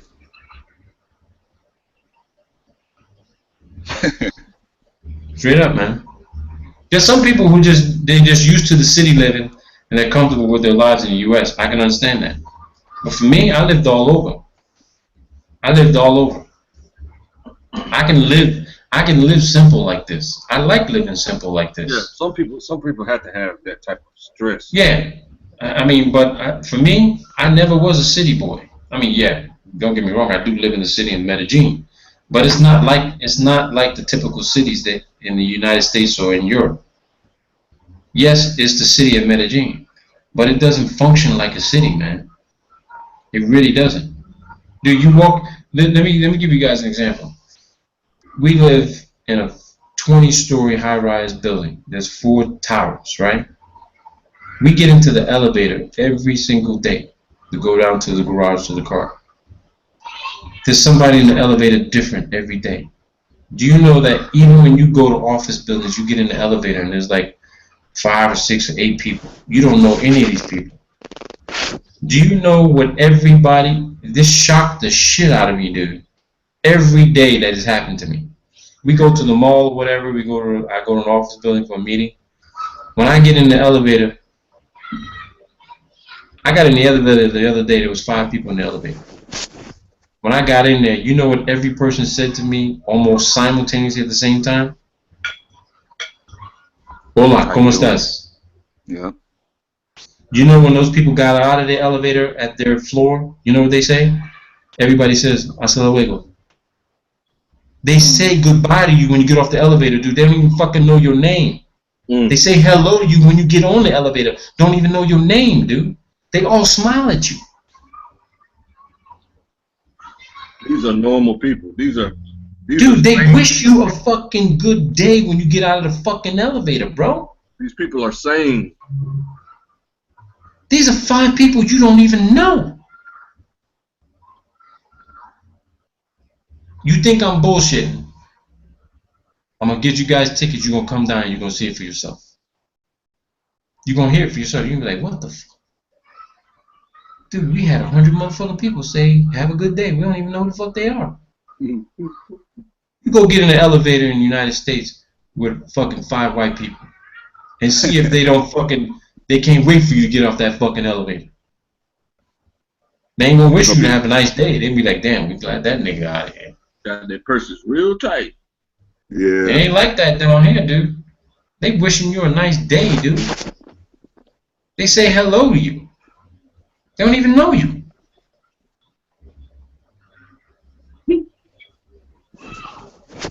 It's funny to hear you talk about that because you're not used to that. Yeah, in America, everybody is the enemy. Shit, not down here, bro. Yeah, let me tell you something. You're going to see more brothers down here than you probably do where you live. Straight up. For a fact, because there's only 300,000 people in my whole county. You're going to see more brothers down here than you see white people. And let me tell you something here right now. Them brothers ain't, when they walk by people ain't looking at them like, oh, look at them. No way. Yeah. You Colombian. People are actually respected there. You hear me? Let me tell you something. I walk down the street, I'm Colombian. That's amazing. I walk down the street with my son, I'm Colombian. I'm Colombian. You are Colombian here. You're not Colombian American. You Colombian. When you're in Colombia, you are a Colombian. Okay. Only place I ever been respected was college. Where? Schools, like high school and college. Oh, okay. And I'll tell you something else too. Places when I was in the military, when I was in Europe, you know, Khan's friends, they love brothers. But this was back in the 90s. I don't know how it is now. Spain, Mallorca, Spain, they love brothers. Oh yeah. Dude, there's so many other places on this earth that we are loved and respected and looked at as people. Not black people, but people. My homeboy said he's going to move to Germany of all places. I'm telling you, let me tell you something. German women love brothers. Love them. And I'm talking about madly in love with them. Mm-hmm. He told me. There's so many other places, man, that you brothers can go where literally, when they see this, when they catch sight of you, I wouldn't be surprised if a father of a daughter walked in and says, American, you're very beautiful. Would you like to make love to my daughter so she can have your baby? Yeah. Yes. I mean, come on, I got here and look what my wife's father said to me. Pull me aside. Tell me in Spanish, when you gonna give me a grandson?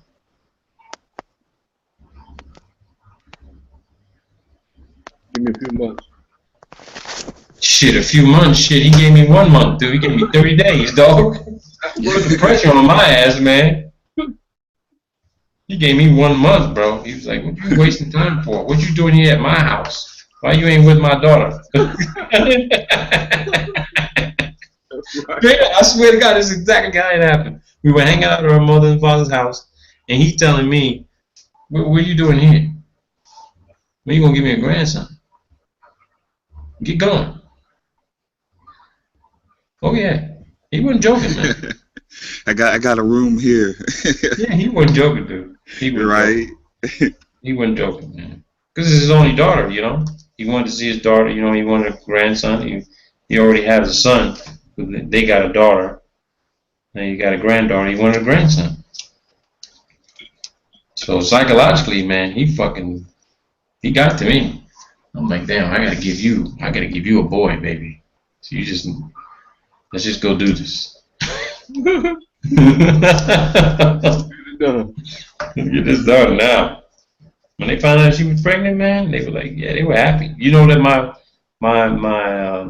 mother-in-law and father-in-law went to every single fucking doctor's appointment, bro. That's another thing that don't really happen here. How about that shit? Her mother and father went to every single fucking doctor's appointment while she was pregnant for the whole 9 months, dude. My mother-in-law cooked special homemade meals for my wife.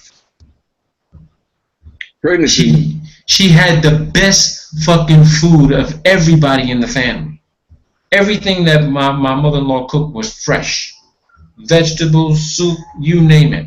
Gave her the best milk, every fruit, freshly squeezed, everything.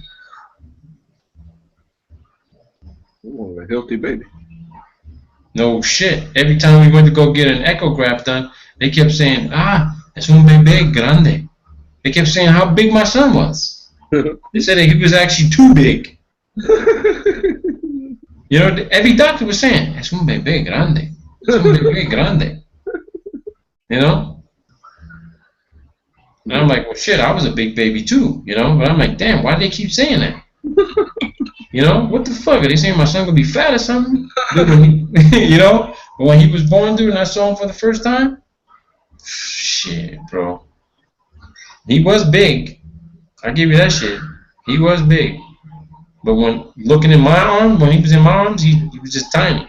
Mm-hmm. Looking at him now at 2 years old, fuck, man. I don't even need to lift weights, man. My fucking arms are in shape, dude. Yeah. You did enough. I sit in my chair, and my son grabs me with one arm, trying to pull me out of the chair. And he says, please, please, please. Like, you know, get up. Come on, I'm calling you over here. Get over here. Dude, he can pick up the chair with both arms. He's 2 years old. And I'm talking about he don't drag it. He pick it up off the ground and move it. Yeah. You guys got to see how it is, man. How life really is outside the United States. You really do. You really do, brothers. Trust me on that. Man, you won't regret it. You won't regret it. Years, bro. You won't regret it, man. Claim for you, if you ain't got a girlfriend, bro, you probably have 3 or 4 of them, bro, before you leave here. I gotta get some of that Roberto swag. Let me tell you something, man. My wife told me if she ever catches me with another woman, she says, let me tell you how she says it in her Colombian accent. I kill you. That's what she said, dog. I swear to God. You've heard Sofia Vergara, right? Sophia, no. The Sophia lady Vergara from, from Family, Family? what's it called? Modern Family. Modern Family, right? Yeah, yeah, Series. okay, yeah. That's my wife. My wife is a miniature version of her. Yeah. My wife and because my wife, we walk around the mall and these beautiful fucking Colombian women looking at me and smiling. They see me. What they do is they see me walk with my son and my wife, right? And when they look at my son and they see him, right? And they look at my wife and they look at me, they're like, oh, wow, he can produce that. And they're like, I've had a few women wink at me and my wife caught it. And she'll look at me and she smiles and she goes, ven aquí. I said, what's up, baby? She goes, if you touch another woman, she goes, I kill you. And I look at her and I'm like, that is the most fucking beautiful thing you ever said to me, man. She goes, I'm not laughing. I said, no, I'm not laughing either. It's just the way you say it. Right. I really do believe you. She goes,